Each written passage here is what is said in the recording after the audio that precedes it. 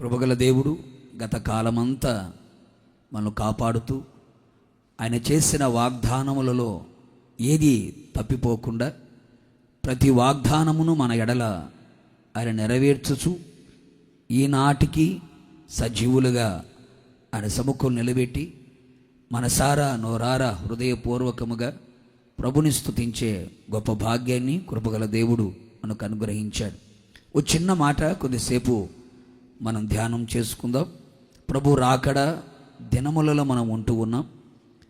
ఆర్భాటముతో ప్రధాన దూత శబ్దముతో దేవుని బోరతో ఆయన మధ్యాకాశములకి రాబోతూ ఉన్నాడు గనుక ఆత్మ పెళ్లి కుమార్తె ఎక్కిరమ్ము అని పిలిచినప్పుడు ఆత్మచేత సిద్ధపడిన పెళ్లి కుమార్తె మేఘముల మీద మహిమగల సంఘముగా మహిమగల రాజును ఎదుర్కోవడానికి మేఘముల మీద కొనిపోబడే సమయం ఆసన్నమైంది గనుక ఈ ప్రభు రాకడ దినములలో మనం ఎలా ఉండాలో, ఏ విధముగా మన ఆత్మీయ జీవితాన్ని కాపాడుకోవాలో అన్న కొన్ని సంగతులని కొద్దిసేపు దేవుని వాక్యములో నుండి మనం ధ్యానం చేసుకుందాం.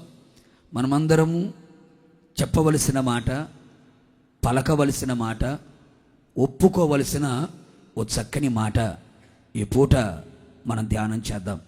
119వ కీర్తన.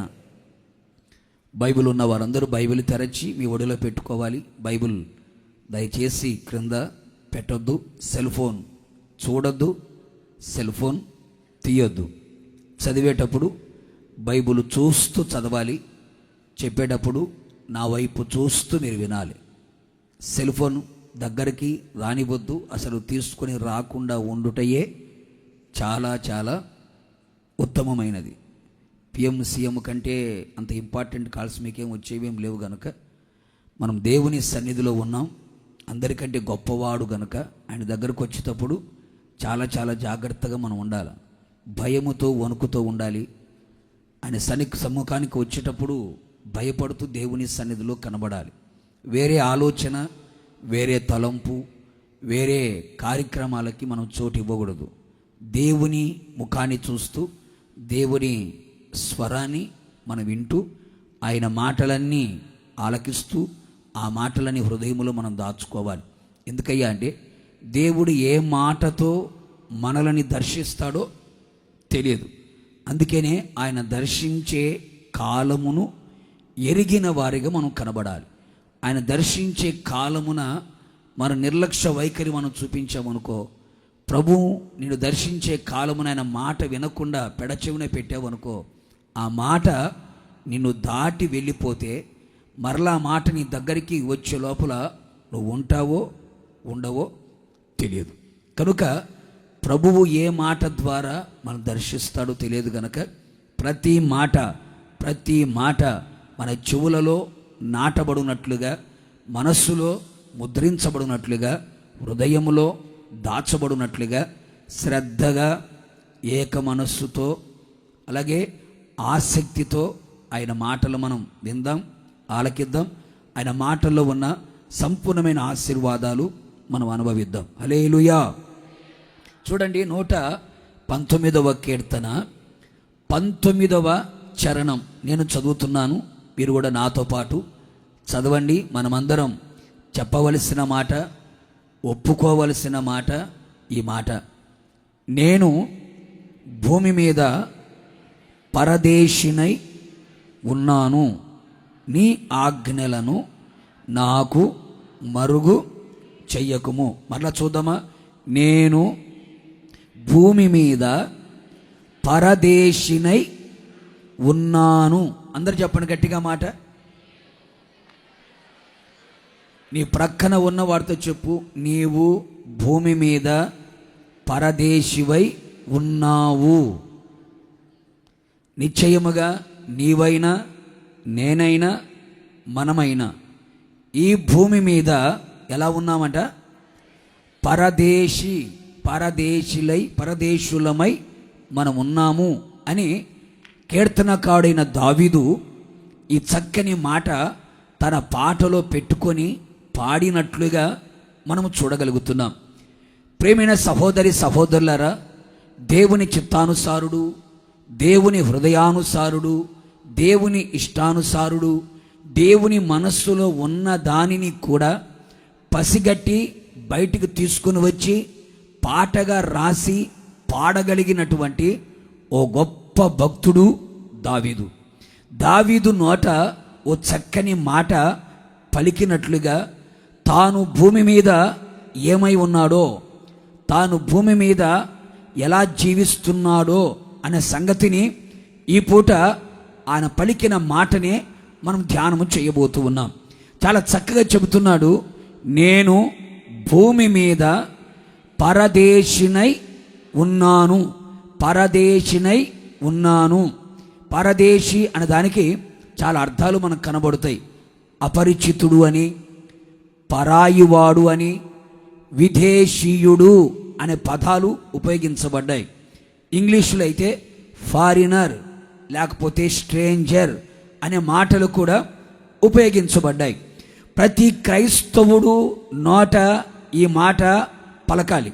యేసు రక్తముతో కడగబడి మారు మనస్సు పొంది పాప క్షమాపణ నిమిత్తమై బాప్తిస్మమును పొంది క్రీస్తును ధరించుకొని దేవుని ఆత్మ చేత ముద్రించబడి అపోస్తుల బోధ, సహవాసం, రొట్టె విరుచుట, ప్రార్థనలో ఎడతెగక గడుపుతూ ప్రభు రాకడను గురించి ఒక నిరీక్షణ కలిగి విశ్వాస యాత్రలో ఆయన వైపు చూచుచూ ఆయన అడుగు జాడలలో నడిపించబడుతూ పరలోకమే నా గమ్యం, పరలోకమే నా స్వాస్థ్యం, సియోనే నా గురి, నూతన యెరూషలేము అనే పట్టణమే నేను చేరవలసిన నివాసం అని కోరుకొని ఈ లోకములో, ఈ ఆత్మీయ యాత్రలో, విశ్వాసపు పరుగులో, ఆత్మీయ ప్రయాణములో కొనసాగుతున్న ప్రతి సేవకుడు, ప్రతి విశ్వాసి పలకవలసిన మాట, చెప్పవలసిన మాట, ఒప్పుకోవలసిన మాట ఏమిటయ్యా అంటే,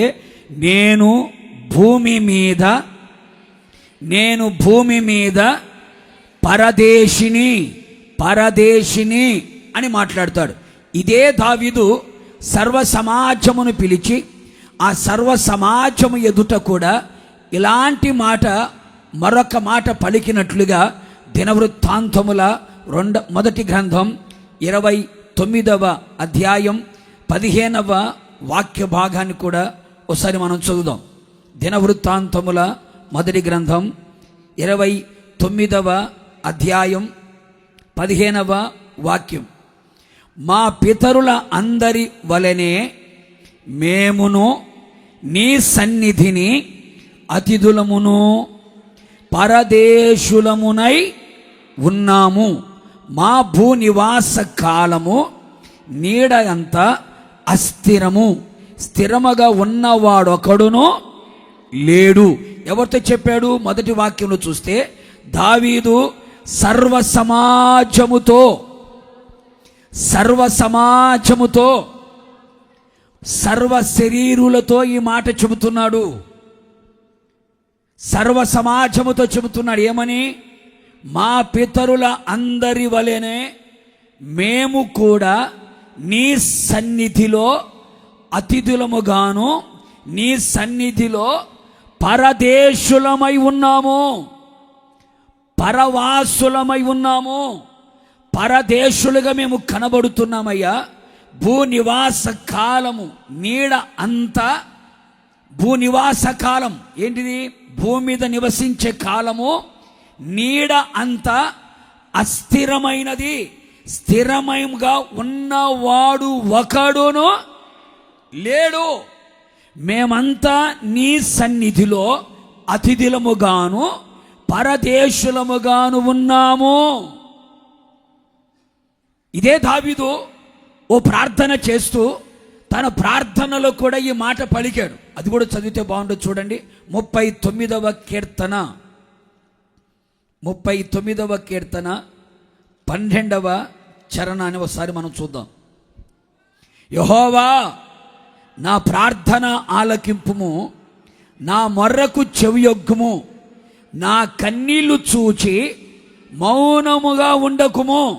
నీ దృష్టికి నేను, చూడండి దేవునితో పలుకుతున్నాడు, నీ దృష్టికి నేను అతిథి వంటి వాడను, నా పితరుల అందరి వలె నేను పరవాసిని లేకపోతే పరదేశినై ఉన్నాను. నా పితరుల అందరి వలె నేను కూడా పరదేశినై పరవాసినై నేను ఉన్నానయ్యా. యెహోవా, నా ప్రార్థన ఆలకించు, నా మొర్రకి చెవియొగ్గు, నా కన్నీళ్లు చూచి నీవు మౌనముగా ఉండొద్దయ్యా. ఈ భూమి మీద నేను పరవాసిగా, ఈ భూమి మీద నేను పరదేశిగా, నీ సన్నిధిలో పరదేశిగా, అతిథిగా నేను కనబడుతున్నాను అని కీర్తనకారుడు మాట్లాడినట్లుగా, ఒక రాజు పలికినట్లుగా లేఖనాలు చెబుతున్నాయి. ఒక రాజు ఈ విధముగా మాట్లాడి ఉన్నాడు. భక్తుడిగా దావీదు ఈ పలుకు పలికి ఉన్నాడు. నిశ్చయముగా ఆయన సన్నిధిలో ఉన్న మనమందరము కూడా అతిథులముగాను, ఆయన సన్నిధిలో మనమందరము కూడా పరదేశులముగాను పరవాసులముగాను ఉన్నాము. కొడదామ చప్పలు గట్టిగాను. పరదేశి అనగానే మనకు గుర్తొచ్చేది ఏమిటయ్యా అంటే, ఎవరైనా భక్తుడు చనిపోతే చెప్పాలా, వెంటనే పాడతాడేమని, పరదేశులము ప్రియులారా మన పురమీది కాదిప్పుడు. అంటే ఈ పాటను దానికి మాత్రమే ఫిక్స్ చేశారంతే. ఇంకో భక్తుడు కూడా రాశాడు, పరవాసిని నేను. మనం అది సింగర్లం కాదులే కనుక చెప్తున్నా లైన్ అట్ట, నేను పరవాసిని. అంటే ఈ పాట చనిపోయినప్పుడు పాడుకునే పాట కానే కాదు. ఈ పాట మనం ఎప్పుడు గుర్తొచ్చిన పాడుకోవలసిన పాట. ఏ సమయములోనైనా, ఏ సందర్భములోనైనా, ఎక్కడైనా పాడుకోవలసిన పాట ఏమిటయ్యా అంటే, నేను భూమి మీద ఏమై ఉన్నాను. అందుకే పౌలు గారు ఫిలిప్పీ సంఘానికి ఉత్తరం రాస్తాడు, మన పౌరసత్వము, చెప్పాలి గట్టిగా, పరలోకములో ఉన్నది. మన స్వస్థలం, మన స్వదేశం ఏంటిదట, అది పరలోకం. మరి భూలోకములు ఏమిటయ్యా అంటే, భూలోకముల మనమందరం ఫారినర్స్. ఎవరండి మనమంతా? విదేశీయులము. ఎవరైనా తెల్లదొరలు కనుక మన దేశానికి వచ్చారనుకోండి, వాళ్ళని చూచి మనం ఏమంటాము, ఫారినర్స్ వచ్చారు అంటారు. మన నల్ల జాతీయులందరూ కనుక తెల్ల దేశంలోకి వెళ్ళామనుకోండి, వాళ్ళు మనను చూసేమంటారు, ఫారినర్స్ వచ్చారు అంటారు. అంటే వీళ్ళది దేశము కాదు అని. అలాగే భూమి మీద మనం నివసించుచున్న ఈ కాలమంతా కూడా ఈ నీడ వలె అస్థిరమైనది కనుక, ఈ భూమి మీద మనమందరం ఎవరిమి అంటే పరదేశులము అన్న సంగతి మర్చిపోకూడదు. నేను పరదేశిని, నా దేశం ఇది కాదు, నా పౌరసత్వం పరలోకములో ఉంది, నేను పరలోకానికి సంబంధించిన వాడని, నేను భూలోకానికి సంబంధించిన వాడను కాదు అని అనుక్షణం ప్రతిక్షణం నీ మనస్సులో ఈ మాట మెదిలాడుతూనే కనబడాలి. చనిపోయినప్పుడు పాడుకునే పాట కాదు. దాని కొరకే ఈ పాటను అలాగే ముద్రించి అక్కడ మాత్రమే పాడుకోవాలి అని అనుకోకూడదు. నేను కారులో ప్రయాణం చేస్తున్నా, గుర్తొచ్చినప్పుడు ఈ పాట పాడుకుంటా. నేను రాకపోయినా మనసులో అనుకుంటా ఉంటా, నేనెవరిని, పరదేశిని. అందుకే ఇంట్లో ఏ పని చేసుకుంటున్నా నువ్వేం పాడుకోవాలా, చెప్పాలి గట్టిగా, పరదేశిని అని పాడుకోవాలి. విచిత్రమైన సంగతి తెలుసండి, బైబిల్లో చాలామంది వాళ్ళ పిల్లలకి పేర్లు పెట్టుకున్న వాళ్ళు ఉన్నారు. పిల్లలకి పేర్లు పెట్టుకున్న వాళ్ళు ఉన్నారు. అవును కదండి. ఎబ్బేజు తల్లి ఉంది, వేదన బాబు అని పెట్టింది. ఏ బాబు? వేదన బాబు అని పెట్టింది. ఇంకొక తల్లి ఉంది, దుఃఖపుత్రుడా అని పెట్టింది. ఇంకొక తండ్రి ఉన్నాడు, ఏమన్నాడు, నా కుడి చేతి పుత్రుడా అని పెట్టుకున్నాడు. అలాగే బైబిల్లో ఒక భక్తుడు ఉన్నాడు, వాళ్ళ కొడుకు ఏమని పేరు పెట్టా తెలుసా? పరదేశి అని పేరు పెట్టాడు. ఎవరైనా పెడతారా పేరు? నా వైపు చూస్తారేంటండి బాబు, ఎవరైనా పెట్టుకుంటారా పేరు? బైబిల్లో ఒక భక్తుడు తనకు కుమారుడు పుడితే ఆ కుమారుడికి ఏమని పేరు పెట్టాడు? పరదేశి అని పేరు పెట్టాడు. పరదేశి అని పేరు పెట్టాడు. ఎవరైనా పెట్టుకుంటారా? ఎవరు పెట్టారో చెప్పండి ఆ పేరు. మోషే తనకు పుట్టినటువంటి కుమారుడు గెర్షోము. గెర్షోము అని తన కుమారుడు పుడితే గెర్షోము అని పేరు పెట్టాడు. గెర్షోము అనే దానికి అర్థం ఏమిటయ్యా అంటే పరదేశి అని. అంటే తన కొడుకు పేరేమని పెట్టాడు, నీవు పరదేశివిగా బతకాలా, నువ్వు పరదేశంలో పుట్టావు గనక నీ పేరు పరదేశి. హల్లెలూయా అని చెప్పండి. చెప్పరేంటాడు బాబోయ్, ఏంది ఇక్కడే ఉండిపోదామనే? మనం ఎవరిమి పరదేశి. అంత మాత్రమే కాదండోయ్, మన యేసుక్రీస్తు ప్రభుల వారు కూడా ఏమై ఉన్నాడో తెలుసా? ఆయన కూడా పరదేశి అని పిలిపించుకున్నాడు, ఆయన అని చెప్పుకున్నాడు. ఆయన మీరు ఇంటికి వెళ్ళిన తర్వాత మత్తయి వర్తమానం 25వ అధ్యాయము గనక చదివితే ఆయన మహిమ కలిగిన సింహాసనం మీద కూర్చొని కుడివైపున ఉన్నటువంటి వారిని చూచి, కుడివైపున గొర్రెలు ఉన్నాయట, ఎడం వైపున మేకలు ఉన్నాయి. కుడివైపున నీతిమంతులు ఉన్నారు, ఎడం వైపున అనీతిమంతులు కనబడుతున్నారు. గొర్రెలుగా ఉన్న ఈ నీతిమంతులను చూచి యేసు ప్రభు ఒక మాట అన్నాడు. ఏమన్నాడు? లోకము పుట్టినది మొదలుకొని నా తండ్రి చేత ఆశీర్వదించబడిన వారలారా, మీ కొరకు సిద్ధపరిచిన రాజ్యమును మీరు చెప్పాలి గట్టిగా, స్వతంత్రించుకొనుడి అని ఏమంటాడు తెలుసా? నేను ఆకలిగా ఉంటే నాకు ఆహారం పెట్టారు, దాహము కలిగి ఉంటే నాకు దప్పికను తీర్చాడు అని ఏమంటాడు తెలుసా? నేను పరదేశిగా ఉంటే మీరు నన్ను చేర్చుకున్నారు అన్నాడు. నేను పరదేశిగా ఉన్నప్పుడు, నేను పరవాసిగా ఉన్నప్పుడు, చూడండి, భూమి దాని సంపూర్ణత యెహోవాదే. భూమి ఆయన పాదపీఠమని, ఆకాశం ఆయన సింహాసనమని లేఖనాలు చెబుతున్నాయి. కానీ ఆయన కూడా ఏమంటున్నాడంటే, నేను పరదేశిగా ఉన్నప్పుడు మీరు నన్ను ఏం చేశారు? చేర్చుకున్నారు కదా. 25-35లో ఈ మాట కనపడుతుంది. మీరు నన్ను చేర్చుకున్నారు కదా. ఎప్పుడు నన్ను చేర్చుకున్నారు? నేను పరదేశిగా ఉన్నప్పుడు. అంటే మన ప్రభు అయిన యేసుక్రీస్తు కూడా, మనుష్య కుమారుడిగా ఉన్న యేసుక్రీస్తు కూడా మహిమగల సింహాసనం మీద కూర్చొని ఆయన పలికిన పలుకులో, ఆయన నోట వచ్చిన మాట నేను పరదేశిగా ఉన్నాను అని. మరి ఆయనే పరదేశిగా ఉన్నప్పుడు భక్తుడు తన కుమారుడికి పరదేశి అని పేరు పెట్టుకున్నప్పుడు, భక్తుడు నేను భూమి మీద పరదేశిని అని చెప్పుకున్నప్పుడు, నీవు నేను మనమందరము చెప్పవలసిన మాట, ఒప్పుకోవలసిన మాట, నేను ఈ భూమి మీద పరదేశినై ఉన్నాను. గట్టిగా హల్లెలూయా చెప్పండి. దేనికి చెప్పావు? నేను భూమి మీద పరదేశినై ఉన్నాను. ఇప్పుడన్నా అర్థమైందా లేదా? నా స్వదేశం ఇది కాదు, నా స్వాస్థ్యం భూమి మీద ఏమీ లేదు. నా స్వాస్థ్యం ఎక్కడుంది? పరలోకంలో ఉంది. నేను పరలోక పౌరుడిని, నేను పరలోక సంబంధిని, నేను భూ సంబంధిని కాదు.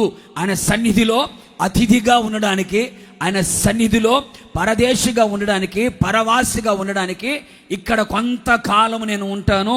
ఆ తర్వాత చిరకాలం ఉండే స్వస్థలము అది పరలోకం. ఇక్కడ కొంతకాలమే నేను ఉంటాను అన్నది నీ మైండ్లో ఫిక్స్ అయిపోవాలి, నీ మనస్సులో ముద్రించబడాలి. ఈ పూట కొన్ని సంగతులు మీతో చెప్పాలి అని ఆశపడుతున్నా. ఏమిటయ్యా అంటే, భూమి మీద పరదేశిగా ఉన్న ఆ వ్యక్తికి దేవుడు కలుగు చేసే ఆశీర్వాదాలు ఏమై ఉన్నాయి, అలాగే భూమి మీద బ్రతుకుతున్న పరదేశి ఎలాగూ జీవించాలి. 2 ప్రశ్నలు. ఏంటి 2 ప్రశ్నలు? ప్రతి ప్రశ్నకు 3 సమాధానాలు. ప్రతి ప్రశ్నకు 3 సమాధానాలు. భూమి మీద పరదేశిగా ఉన్న వ్యక్తికి దేవుడు ఇచ్చే ఆశీర్వాదములు ఏమిటి? మొదటి ప్రశ్న. రెండవ ప్రశ్న, భూమి మీద పరదేశిగా ఉన్న వ్యక్తి ఎలాగూ జీవించవలెను అనేది 2వ ప్రశ్న. ప్రతి ప్రశ్నకు ఎన్ని సమాధానాలు? 3 సమాధానాలు. చాలా క్లుప్తంగా చెప్పి ముగించేస్తాను. పరిశుద్ధాత్ముడు మనందరితో క్షుణ్ణముగా, విశదీకరముగా, అర్థమయ్యే రీతిలో ఆయన మాటలాడును గాక. రెండు చేతులెత్తి గట్టిగా ఆమేన్ చెప్పండి. మరొకసారి నేను భూమి మీద పరదేశులని గట్టిగా చెప్పు. ఏ నమ్మకం లేదేంటి? ఇంకోసారి చెప్పు. Very good. అలాగే ఫిక్స్ అయిపోండి, అలాగే ఫిక్స్ అయిపోండి. భూమి మీద పరదేశులుగా ఉన్న వారికి ప్రభు ఇచ్చే ఆశీర్వాదాలు 3 చెప్తాను. ఇది చాలా క్లుప్తంగా చెప్తాను. రెండవ ప్రశ్న కొంచెం ఎక్కువగా మనం ధ్యానం చేద్దాం.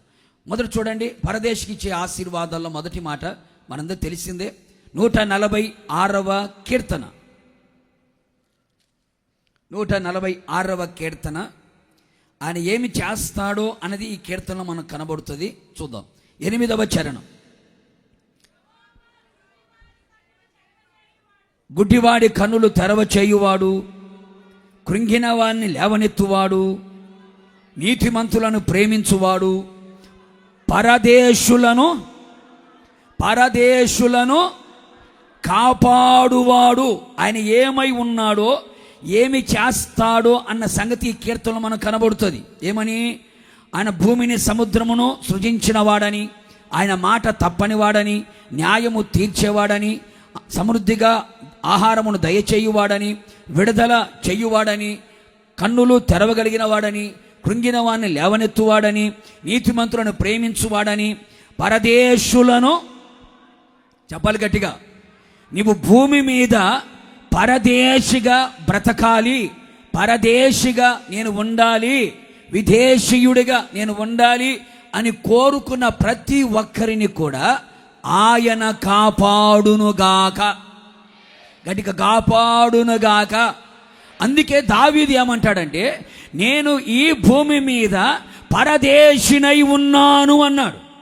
అందుకే ఈ దావీదుని గురించి బైబిల్ ఏమని చెబుతుందంటే, దావీదు పోవు చోట నెల్ల యెహోవా అతనిని, చెప్పాలి గట్టిగా, కాపాడుచు ఉండెను. అరణ్యములోకి వెళ్ళినా, కొండల్లోకి వెళ్ళినా, శ్రమల మధ్యలోకి వెళ్ళినా, శోధనల మధ్యలోకి వెళ్ళినా, సమస్యల మధ్యలోకి వెళ్ళినా, సుడిగుండములో చిక్కుకొని ఉన్న, ప్రతికూలమైన పరిస్థితులు వచ్చిన, శత్రువు కార్యములే అతని మీద దాడి చేసిన, ఎలాంటి పరిస్థితి దావీదు జీవితంలో ఎదుర్కొన్నా, ప్రతి పరిస్థితులలో మరణ పాశములే అతన్ని చుట్టుకొని ఉన్న, పాతాళపు వేదనలే అతన్ని అరికట్టిన, శత్రువులే సింహపు నోళ్ళు తెరిచినట్లుగా తెరిచి అతని చుట్టూ ముట్టి ఉన్నా కూడా, ఏ ప్రమాదం, ఏ ఆపద, ఏ ప్రతికూలమైన పరిస్థితి అతని మీదికి రానివ్వకుండా అనుక్షణం, ప్రతిక్షణం, క్షణక్షణం ఆయన దావీదును కాపాడుతూ ఉన్నాడు. ఇప్పుడు దావీదుని ఎందుకు కాపాడుతున్నావు ప్రభు అని ఆయన అడిగితే, యేసయ్య దావీదుని గురించి అంటాడు, దావీదు భూమి మీద పరదేశిగా బ్రతుకుతున్నాడు కనుక తాను వెళ్ళిన చోట నెల్ల నేను అతనిని కాపాడుతూ ఉన్నాను. దేవుని కాపుదల మనకు కావాలి, దేవుని భద్రత మనకు కావాలి, మనకు కావాలి, మన పిల్లలకు కావాలి, మన కలిగిన సమస్తానికి కావాలి, మన సంస్థకు కావాలి, నాయకులకు కావాలి, సేవకులకు కావాలి, విశ్వాస పరిశుద్ధ కుటుంబ సభ్యులందరికీ కూడా కావాలి. ఆయన కాపుదల కావాలి అంటే, ఆయన చేత కాపాడబడాలంటే, నీ భక్తి కాపాడబడాలంటే, నీ విశ్వాసము కాపాడబడాలంటే, నీ ప్రార్థన కాపాడబడాలంటే, నీ పరిశుద్ధత కాపాడబడాలంటే, నీ పిల్లలు కాపాడబడాలంటే, ఇహలోక మాలిన్యం అంటకుండా కాపాడబడుతున్న వ్యక్తులుగా వెలుచున్న ప్రతి స్థలములో కాపాడబడాలి అంటే ఖచ్చితంగా నీవు, నేను, మనము భూమి మీద ఏమై ఉండాలి? పరదేశులమై ఉండాలి. భూమి మీద పరదేశులుగా బ్రతుకుతున్న వారిని అనుక్షణం, ప్రతిక్షణం కంటిని కనురెప్ప కాపాడుచున్నట్లుగా, పక్షిరాజు తన పిల్లని రెక్కల మీద మోసినట్లుగా, కాపరి తన ముందు గొర్రెల ముందు నడిచినట్లుగా ఆయనే తన ప్రజల చుట్టూ ఉండి ఆయన వారిని కాపాడుకుంటాడు. అందుకని దేవుని చేత కాపాడబడేవాడు ఏమై ఉంటాడంటే భూమి మీద పరదేశి అయి ఉంటాడు. ఎందుకయ్యా అంటే, ఆయన కాపాడకపోతే కావలివాడు మేలుకొని ఉండుట వ్యర్థమే. ప్రతిదీ యేసయ్యే కాపాడాలి. మనం కాపాడబడ్డానికి మనం ఎన్నో ఉంచినా ఏది మనలని కాపాడదు. కాపాడుకోవడానికి బాడీగార్డ్లను పెట్టుకున్నా ఆ బాడీగార్డే కదా కాచి చంపేసింది. కాపాడుకోవడానికి కుక్కల్ని పెంచుకున్నా, కాపాడుకోవడానికి ఇంటి చుట్టూ కరెంటే పెట్టుకున్నా, కాపాడుకోవడానికి మనం ఎంత ప్రయత్నాలు చేసినా యేసయ్య కాపాడకపోతే కావలివాడు కళ్ళల్లో కొవ్వొత్తులు పెట్టుకొనుకున్నా కూడా మాట్లాడరే, వ్యర్థమే. అందుకని ఎవరిని కాపాడుతావు ప్రభువా అని ఆయన అడిగితే ఆయన అంటాడు, భూమి మీద పరదేశులుగా ఎవరైతే బ్రతుకుతారో వారిని నేను తొట్టిల్లకుండా వాళ్ళ ప్రాణము ఆత్మ శరీరం నిందారహితముగా ఉండునట్లుగా అంతము వరకు ఆయన పరదేశులను కాపాడునుగాక. గట్టిగా ఆమేనని చెప్దామా? రెండవ ఆశీర్వాదం సంఖ్యాకాండం 15వ అధ్యాయం 15వ మాట. సంఖ్యాకాండం 15వ అధ్యాయం 15వ మాట చూద్దామా?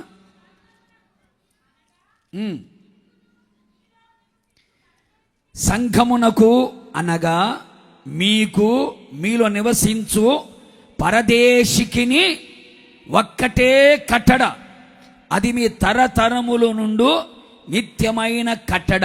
యెహోవా సన్నిధిని మీరు ఉన్నట్లే పరదేశియు ఉండును. పరదేశికి దేవుడిచ్చే ఆశీర్వాదం ఏమిటి? భూమి మీద పరదేశిగా బ్రతుకుతున్న వాడికి, ఆయన సన్నిధిలో పరదేశిగా బ్రతుకుతున్న వాడికి కలిగే ఆశీర్వాదం ఏమిటయ్యా అంటే, మీరు ఉన్నట్లే పరదేశి కూడా నిత్యము ఎక్కడుంటాడట? ఆయన సన్నిధిలో ఉంటాడు. మీరు ఉన్నట్లే పరదేశువు కూడా ఆయన సన్నిధిలో ఉంటారు. ప్రేమైన సహోదరి సహోదరులారా, భూమి మీద మనం పరదేశులుగా బ్రతుకుతున్నప్పుడు, నేను పరదేశిని అని అనుక్షణం ప్రతిక్షణం నీ మనస్సులో మెదిలాడుతూ పరదేశిగా ఈ భూలోకంలో బ్రతుకుతూ ఉండగలిగితే, ఆ పరదేశికి దేవుడిచ్చే రెండవ ఆశీర్వాదం ఏమిటయ్యా అంటే, అతడు నిత్యము ఎక్కడ ఉంటాడయ్యా అంటే ఆయన సన్నిధిలోనే ఉంటాడు. ఆయన సన్నిధిలో నుంచి పారిపోడు. యోనా వలె ఆయన సన్నిధిలో నుంచి పారిపోడు. కయ్యూను వలె ఆయన సన్నిధిలో నుంచి త్రోసి వేయబడడు. నిత్యము ఆయన సన్నిధిలో ఉండినట్లుగా, ఆయన సన్నిధి నిత్యము తోడుగా ఉండినట్లుగా పరదేశి ఎప్పుడు ఆయన సన్నిధిలోనే ఉంటాడు. అందుకనే దావీదు భూమి మీద పరదేశిగా ఉన్నాడు గనక దావీదు కూడా అంటాడు, నిత్యము నేను నా కుటుంబము నీ సన్నిధిని ఉండునట్లుగా దానిని ఆశీర్వదించు అని అడుగుతాడు. ఎందుకని? నీ సన్నిధిలో నిత్య సంతోషం ఉందయ్యా. ఆయన సన్నిధిలో నిలిచి ఉండుట గొప్ప భాగ్యము అని రాయబడి ఉంది. నిత్యము ఆయన సన్నిధిలో మనం నిలిచి ఉండాలి అంటే, ఆయన సన్నిధిలో నిత్యము నిలిచి ఉన్నామంటే దాని గుర్తేంటి తెలుసా? రేపు పరలోకములో కూడా మనం ఉంటామని అర్థం. కొడు చొబలు గట్టిగాను. ఆయన సన్నిధిలో నిలిచి ఉన్నవాడు, ఆయన సన్నిధిలో కనిపెట్టుకొని ఉన్నవాడు, ఆయన సన్నిధిని దాటిపోనివాడు పరలోకములో ఉంటాడు. అందుకనే పరదేశికి దేవుడిచ్చే రెండవ ఆశీర్వాదం ఏమిటయ్యా అంటే, మీరు ఉన్నట్లుగా పరదేశి కూడా నా సన్నిధిలో నిలిచి ఉంటారు. ఆయన సన్నిధిలో ఎల్లప్పుడూ మనం నిలిచి ఉండాలి అంటే భూమి మీద మనం ఎలా బ్రతకాలి?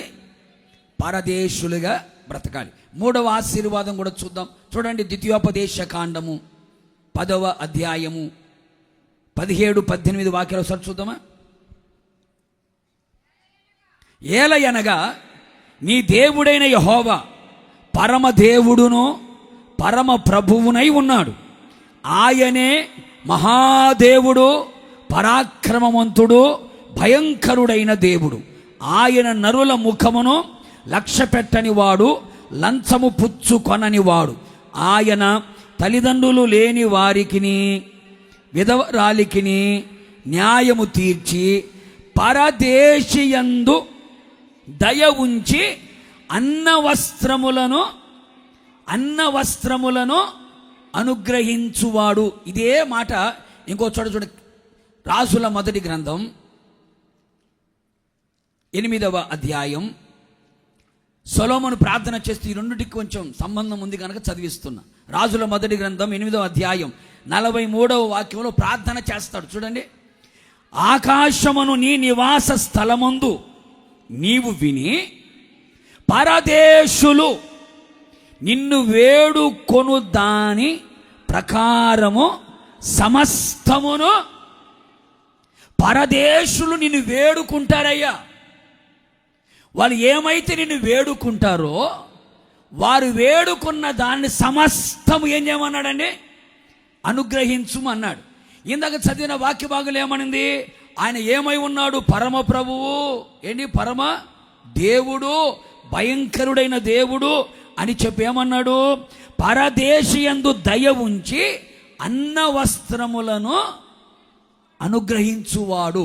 ఈ రెండు కలిపి గనక మనం చూడగలిగితే, పరదేశిగా మనము భూలోకములు గనక ఉండగలిగితే, ఈ పరదేశి దేవుని సన్నిధిలో తాను ఏమైతే వేడుకుంటున్నాడో, ఏదైతే ప్రార్థన చేస్తున్నాడో, ఏదైతే కావాలని ఆశపడుతున్నాడో, హృదయ వాంఛ కలిగి ఉన్నాడో, కోరిక కలిగి ఉన్నాడో, నిశ్చయముగా పరదేశిగా ఉన్నవాడు ఆయన సన్నిధిలో ఏది ప్రార్థన చేసినా ఆ ప్రార్థన ఆకాశమందున్న దేవుడు అతని ప్రార్థన విని అతనికి కావలసిన సమస్తమును, అరాకొర లేకపోతే సమస్తమును అనుగ్రహించును.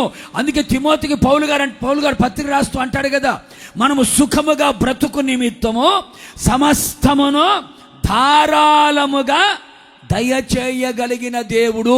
ఒకడు గుర్తుపెట్టుకో, భూమి మీద నీవు పరదేశిగా ఉన్నంత కాలము నువ్వు దేవుని సన్నిధిలో ఏది అడుగుతావో, శరీరంలో ఆరోగ్యం కావాలని అడుగుతావా, మనస్సులో నెమ్మది కావాలని అడుగుతావా, కుటుంబంలో సమాధానము కావాలని అడుగుతావా, గర్భఫలమైనా, లేకపోతే వివాహమైనా, లేకపోతే ఉద్యోగమైనా, సొంత గృహమైనా, నీ భక్తికి కావలసినవైనా, నీ శరీరానికి కావలసినవైనా, లేకపోతే నీ కుటుంబానికి కావలసినవైనా, అది ఏదైనా సరే పరదేశి దేవుని సన్నిధిలో గనక మోకరించి కన్నీళ్లు విడిచి ఆయన పాదాలు పట్టుకొని ప్రార్థన చేయగలిగితే ఖచ్చితంగా పరదేశి వేడుకున్న దానిని సమస్తమును ఆయన అనుగ్రహించునుగాక. మనము సుఖముగా బ్రతుకు నిమిత్తము సమస్తమును ధారాళముగా పరదేశికి దేవుడు అనుగ్రహించునుగాక. కనుక పరదేశులకి దేవుడిచ్చే 3 రకములైన ఆశీర్వాదములు. ఒకటి, కాపాడబడుతారు. రెండవది, ఆయన సన్నిధిలో ఉంటారు. మూడవది, వారి ప్రార్థన ఆలకించబడి సమస్తమును దేవుడు అనుగ్రహించునుగాక. ఇప్పుడు మేము భూమి మీద పరదేశులం అన్న వాళ్ళ లేలు అని చెప్పండి. నా దేవుడు మిమ్మల్ని, మీ కుటుంబాలను, మీకు కలిగిన సమస్తమును కాపాడునుగాక. మీరు మీ కుటుంబ సభ్యులందరూ ఆయన సన్నిధిలో ఉందురుగాక. మీకు, మీ కుటుంబానికి, నీ భక్తికి, నీ జీవనానికి కావలసిన సమస్తమును నా దేవుడు అనుగ్రహించునుగాక. గట్టిగా ఆమేనని చెప్పుకోండి. గట్టిగా ఆమేనని చెప్పండి. నీ ప్రాణమునకు, నీ ఆత్మకు, నీ శరీరమునకి ఈ 3 రకములైన దీవెనలు కలుగునుగాక. బాగుంది కదా? బాగానే ఉంది. ఇప్పుడు మనం రెండవ ప్రశ్నలోకి వెళ్దాం. ఏమిటి రెండవ ప్రశ్న అంటే, ఈ 3 రకములైన ఆశీర్వాదములను పొందుకోవలసినటువంటి పరదేశులు ఎలా బ్రతకాలి, ఎలా ఉండాలి అనేది మనకు కావాలి. ఎందుకంటే దేవుడు మనకు ఏ ఆశీర్వాదం ఇచ్చినా షరతులతో కూడా కల్పిస్తాడు. అందుకనే కండిషన్స్ ఆర్ అప్లై. ఏ వాగ్దానం ఇచ్చినా, ఏ ఆశీర్వాదం ఇచ్చినా వెంటనే కింద రాసుకోవాలా, కండిషన్స్ ఆర్ అప్లై. నువ్వు కాపాడబడాలి అన్నా, ఆయన సన్నిధిలో ఉండాలి అన్నా, సమస్తం నీకు అనుగ్రహించబడాలి అన్నా ఖచ్చితంగా నువ్వు చేయవలసిన 3 కార్యాలు ఉన్నాయి. పరదేశి చేయవలసిన 3 కార్యాలు ఉన్నాయి. ఆ 3 కార్యాలు కృపగల దేవుడు మనతో మాట్లాడునుగాక. పరదేశులందరూ అలేలు చెప్పండి. స్వదేశీయులందరూ అలేలు చెప్పండి. ఉంటారు ఎవరో ఒకరు, ఉండాల్సిందే. మరోసారి పరదేశులందరూ అలేలు చెప్పండి. మరలా చెప్పు, నేను భూమి మీద పరదేశిని చెప్పు. మనస్ఫూర్తిగా చెప్పాలా, గుండె లోతులో నుంచి రావాలన్నమాట. నేను భూమి మీద పరదేశినై ఉన్నాను.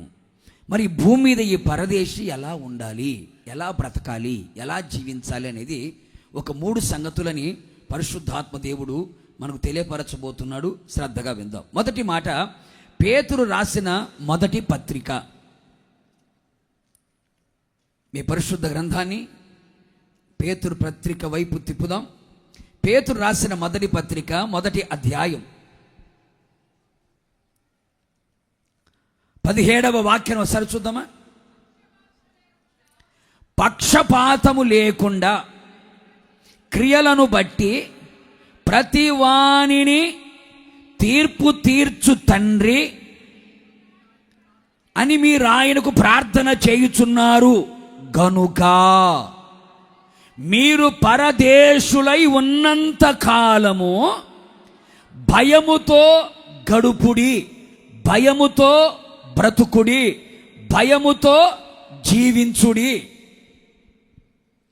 భక్తుడైన పేతురు, అపోస్తుడైన పేతురు చాలా చక్కని మాట మాట్లాడాడు.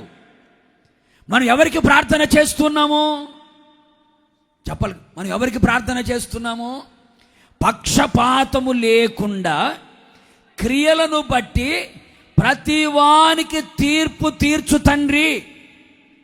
మనం ఆరాధిస్తూ, మనం ప్రార్థిస్తూ, మనం సేవిస్తూ, మనం అనుసరిస్తూ, మనం వెంబడిస్తున్న తండ్రి ఎవరు అంటే పక్షపాతము లేనివాడు. ప్రతి మనిషి పక్షపాతము కలిగిన వాడే. డబ్బున్న వాళ్ళను ఒకవైపు, ఆస్తి అంతస్తులు ఉన్నవారిని ఒక రకముగా, అన్ని రంగములో ఉన్నవారిని ఒక రకముగా, కొంచెము కులములో పెద్ద కులం అన్నవారిని ఒక రకంగా, ఏమీ లేని వాడిని ఇంకొక రకంగా. చూచే చూపు మనది, మాట్లాడే మాటలు మనవి, ప్రవర్తించే ప్రవర్తన మనది. ఎందుకయ్యా అంటే మనము పక్షపాతము చూపించగలుగుతాం. మనుషులలో ప్రవహిస్తున్న రక్తమే పక్షపాతముతో కూడినది. అందరినీ ఒకలాగా చూచే అనుభవాలు లేవు. ఇంట్లో ఉన్న పిల్లలను కూడా ఒక రకంగా చూడరు. పక్షపాతము కలిగిన తల్లిదండ్రులు ఉంటారు, పక్షపాతము కలిగినటువంటి పిల్లలు కనపడతారు, పక్షపాతము కలిగిన విశ్వాసులు ఉంటారు, పక్షపాతము కలిగిన సేవకులు కూడా ఉంటారు. కానీ బైబిల్ చెప్పే మాట ఏమిటయ్యా అంటే మనము ప్రార్థన చేస్తున్న తండ్రి ఎవరయ్యా అంటే పక్షపాతము లేనివాడు. ఎందుకు ఈ మాట అన్నాడయ్యా అంటే వాని క్రియలను బట్టి ఆయన ఏం చేస్తాడు? తీర్పు తీరుస్తాడు. ఆయన వాడు డబ్బున్నాడా, డబ్బు లేనివాడా, అందగాడా, అందహీనుడా, కోటీశ్వరుడా, కూడులేక చచ్చేవాడా, లక్షాధికారా, భిక్షాధికారా, తక్కువ ఎక్కువ అని ఆయన చూడు. ప్రతి వాడు ఎవడైనా సరే, సేవకుడైనా, విశ్వాసైనా, సంఘ పరిచారకులైనా ఎవరైనా సరే వాని క్రియలను బట్టి ఆయన తీర్పు తీర్చేవాడు. ఆయనలో పక్షపాతం ఏది లేదు. అందుకంటాడు ఆయన పక్షపాతము లేకుండా తీర్పు తీర్చు తండ్రి గనుక. ఇప్పుడు మనం ఏం చేయాలి? భూమి మీద పరదేశులుగా ఉన్నంత కాలము, ఎంతకాలం ఉంటావో తెలియదు. 70 సంవత్సరాలు ఉంటావో, 80 సంవత్సరాలు ఉంటావో, 100 సంవత్సరాలు ఉంటావో, 40 ఉంటావో, 30 ఉంటావో. భూమి మీద దేవుడు మనకి ఎంత కాలమైతే ఇచ్చాడో అంతకాలము పరదేశులుగా బ్రతుకుతున్నంత కాలం ఎలా బ్రతకాలయ్యా అంటే భయముతో బ్రతకండి. నీ మనస్సులో ఒక భయం ఉండాలి, నీ గుండెల్లో ఒక భయం ఉండాలి, నీ కళ్ళల్లో ఒక భయం ఉండాలి. ఎందుకని? క్రియలను బట్టి తీర్పు తీర్చువాడు ఆయన. సంవత్సరాల తరబడి మందిరానికి వస్తున్నాను గనక నన్ను చూచి చూడనట్టుగా ఉంటాడు. సంవత్సరాల తరబడి నేను సేవ చేస్తున్నాను గనక చూచి చూడనట్టుగా ఉంటాడు. నేను ఏం చేసినా ఆయన చూచి చూడనట్టుగా పట్టనట్టుగా ఉంటాడు అని అనుకోవద్దు. యేసు క్రీస్తుకు ఎవరైనా ఒకటే. ధవల సింహాసనం ఎదుట నిలబడినప్పుడు, అందుకనే పౌలు గారు కూడా అంటాడు కదా, ఏమని? మనము దేహముతో చేసిన దానికి ప్రతి క్రియలను బట్టి న్యాయపీఠము ఎదుట మనమందరము నిలబడాలి. దేహముతో చేస్తున్న ప్రతి క్రియలు, నువ్వు చూచే చూపు, మాట్లాడే మాట, వినే వినికిడి, నడిచే నడక, అలాగే నువ్వు ఆలోచించే ఆలోచన, నువ్వు చేసే ప్రతిదీ, నీ దేహముతో ఏమైతే చేస్తున్నావో ప్రతి దానికి న్యాయపీఠము ఎదుట మనము నిలబడాలి. ఆ న్యాయపీఠం ఎదుట నిలబడాలి గనుక పరదేశిగా ఉన్నవాడు ఎలా బ్రతకాలట? భయపడుతూ బ్రతకాలి. మనకేమో లోకములో ఉన్న వాటి మీద భయం ఎక్కువ, కానీ దేవుని సన్నిధిలో భయముతో వణుకుతో మనం బ్రతకాలి. ఎందుకని? నీవు పరదేశివి గనుక. పరదేశివి గనుక దేవుని చేత కాపాడబడుతూ నువ్వు బ్రతకాలి. అలాగే దేవుని సన్నిధిలో ఉంటూ బ్రతకాలి. దేవుని ద్వారా సమస్తం అనుగ్రహించబడుతూ నువ్వు ఉండాలి. అంటే పరదేశుగా ఉన్న నీవు ఈ భూమి మీద నీవు చేసే ప్రతి క్రియలను బట్టి తీర్పులోకి వస్తాము కనుక ఆ తీర్పును బట్టే నిత్య నరకమా నిత్య పరలోకమా అని తేల్చి తెప్పబడుతుంది గనుక నా క్రియలను బట్టే నాకు తీర్పు తీర్చబడుతుంది. అందుకని పరదేశుగా ఉన్న నేను ఈ భూమి మీద భయముతో నేను బ్రతకాలి. మాట్లాడేటప్పుడు భయముగా మాట్లాడాలా, చూసే చూపు భయముగా ఉండాలి, వినే వినికిడి భయముగా ఉండాలి. ఏ మాట వింటే నా ఆత్మీయ జీవితం పతనమవుతుంది, ఏ మాట మాట్లాడితే నా ఆత్మీయ జీవితం పతనమవుతుంది. అలాగే ఏ నడక నడిస్తే, ఏ క్రియలు చేస్తే పరలోకాన్ని పోగొట్టుకుంటానేమో, శిక్షకు పాత్రుడిగా మార్చబడుతానేమో, ఉగ్రత పాలు అవుతానేమో అని భయముతో వణుకుతో పరదేశి భూమి మీద ఎలా ఉండాలట? గడపాలి. ఇది పరదేశికి ఉండవలసినటువంటి ఒక ఆలోచన. భయముతో బ్రతకాలి. ఎలాంటి భయము కలిగి ఉండాలి? పరదేశి ఎలాంటి భయము కలిగి ఉండాలి? చూడండి, ఒక మాట చూడండి. 3 మాటలు ఉండే ఇందులో. ఫిలిప్పీలకు రాసిన పత్రిక 2వ అధ్యాయం 12వ వాక్యం. ఫిలిప్పీలకు రాసిన పత్రిక 2వ అధ్యాయం 12వ వాక్యం. కాగా నా ప్రియులారా, మీరెల్లప్పుడు విధేయులై ఉన్న ప్రకారము నా ఎదుట ఉన్నప్పుడు మాత్రమే కాక మరి ఎక్కువగా నేను మీతో లేని ఈ కాలమందు, నోటీస్ పాయింట్, భయముతో వణుకుతో నీ సొంత రక్షణను కొనసాగించుడి. భూమి మీద పరదేశులుగా ఉన్న ప్రతి ఒక్కరూ భయముతో గడపాలి. ఎలాంటి భయము? దేవుడు మనకు అనుగ్రహించినటువంటి సొంత రక్షణ, మారు మనస్సు ద్వారా కలిగిన రక్షణ, బాప్తీసం పొందుట ద్వారా కలిగిన రక్షణ, పరిశుద్ధాత్మ ద్వారా మనకు కలిగిన రక్షణ, మూర్ఖులకి తరం వారికి వేరే ఉండుట ద్వారా మనకు కలిగిన ఆ రక్షణని ఎలా కొనసాగించాలంటండి? భయముతో వణుకుతో నేను యేసు రక్తముతో కడగబడి రక్షణ పొందిన వాడిని కదా, పాపముల నిమిత్తమై పాతి పెట్టబడి బాప్తీసం పొంది క్రీస్తును ధరించుకున్న వాడిని కదా, పరిశుద్ధాత్మ ముద్రలు కలిగి ఉన్న వాడిని కదా, ఈ లోకముల నుంచి నేను వేరుగా రక్షణ పొందిన వాడిని కదా. ఈ రక్షణ పాత్రని చేత పట్టుకొని భయముతో వణుకుతో రక్షణని పోగొట్టుకోకుండా, రక్షణకు దూరము కాకుండా, రక్షణ వస్త్రములని పోగొట్టుకున్న వాడిగా కనబడకుండా ఆ రక్షణని భయముతో వణుకుతో కొనసాగించండి. అందుకే ఎబ్రీ సంఘముతో అంటాడు కదా, ఇంత గొప్ప రక్షణని నీవు నిర్లక్ష్యము గనక చేస్తే ఎలా తప్పించబడతావు నువ్వు? ఎలా కాపాడబడతావు నువ్వు? దేవునికి విలువైన రక్షణ ఇచ్చాడే, తన అమూల్యమైన కలువరి శిలువ రక్తము చేత ఆయన మనల్ని కొని కడిగి విలువైన రక్షణ భాగ్యాన్ని మనకి ఇచ్చాడు కదా. ఇచ్చిన విలువైన ఈ రక్షణని భయముతో వణుకుతో కొనసాగిస్తున్నామా? రక్షణ పాత్రను చేతపట్టుకొని ప్రతి దినము దేవుని సన్నిధిలో ప్రార్థన చేస్తున్నామా? దేవుడిచ్చిన రక్షణను బట్టి కృతజ్ఞతా స్తుతులు చెల్లించుచు ఆ రక్షణను పోగొట్టుకోకుండా కాపాడుకుంటున్నామా? యెరూషలేములో నుండి ఒక వ్యక్తి ఎరుకోకు దిగి తన రక్షణ వస్త్రాలు కోల్పోయినట్టుగా ఒకవేళ నీ రక్షణను కోల్పోతున్నావేమో జాగ్రత్త. అందుకని మరొక మాట అంటాడు, సంఘమా, నేనున్నప్పుడు కాదు, నేనున్నప్పుడు అబ్బో వంగంగి దండాలు బాగానే పెడుతున్నావు, నేను కనపడినప్పుడు మాత్రం చేతులు కట్టుకొని బాగానే ఉంటున్నావు, విధేయతకి అబ్బో బ్రాండ్ అంబాసిడర్ లాగా నిలబడుతున్నావు. నేను ఉన్నప్పుడు కాదు, మనుషులు చూచినప్పుడు కాదు, సేవకుడు కనబడినప్పుడు కాదు, సేవకుడు ఉన్నా లేకపోయినా, మనుషులు ఉన్నా లేకపోయినా, నీ రక్షణని, నీకు దేవుడిచ్చిన సొంత రక్షణ,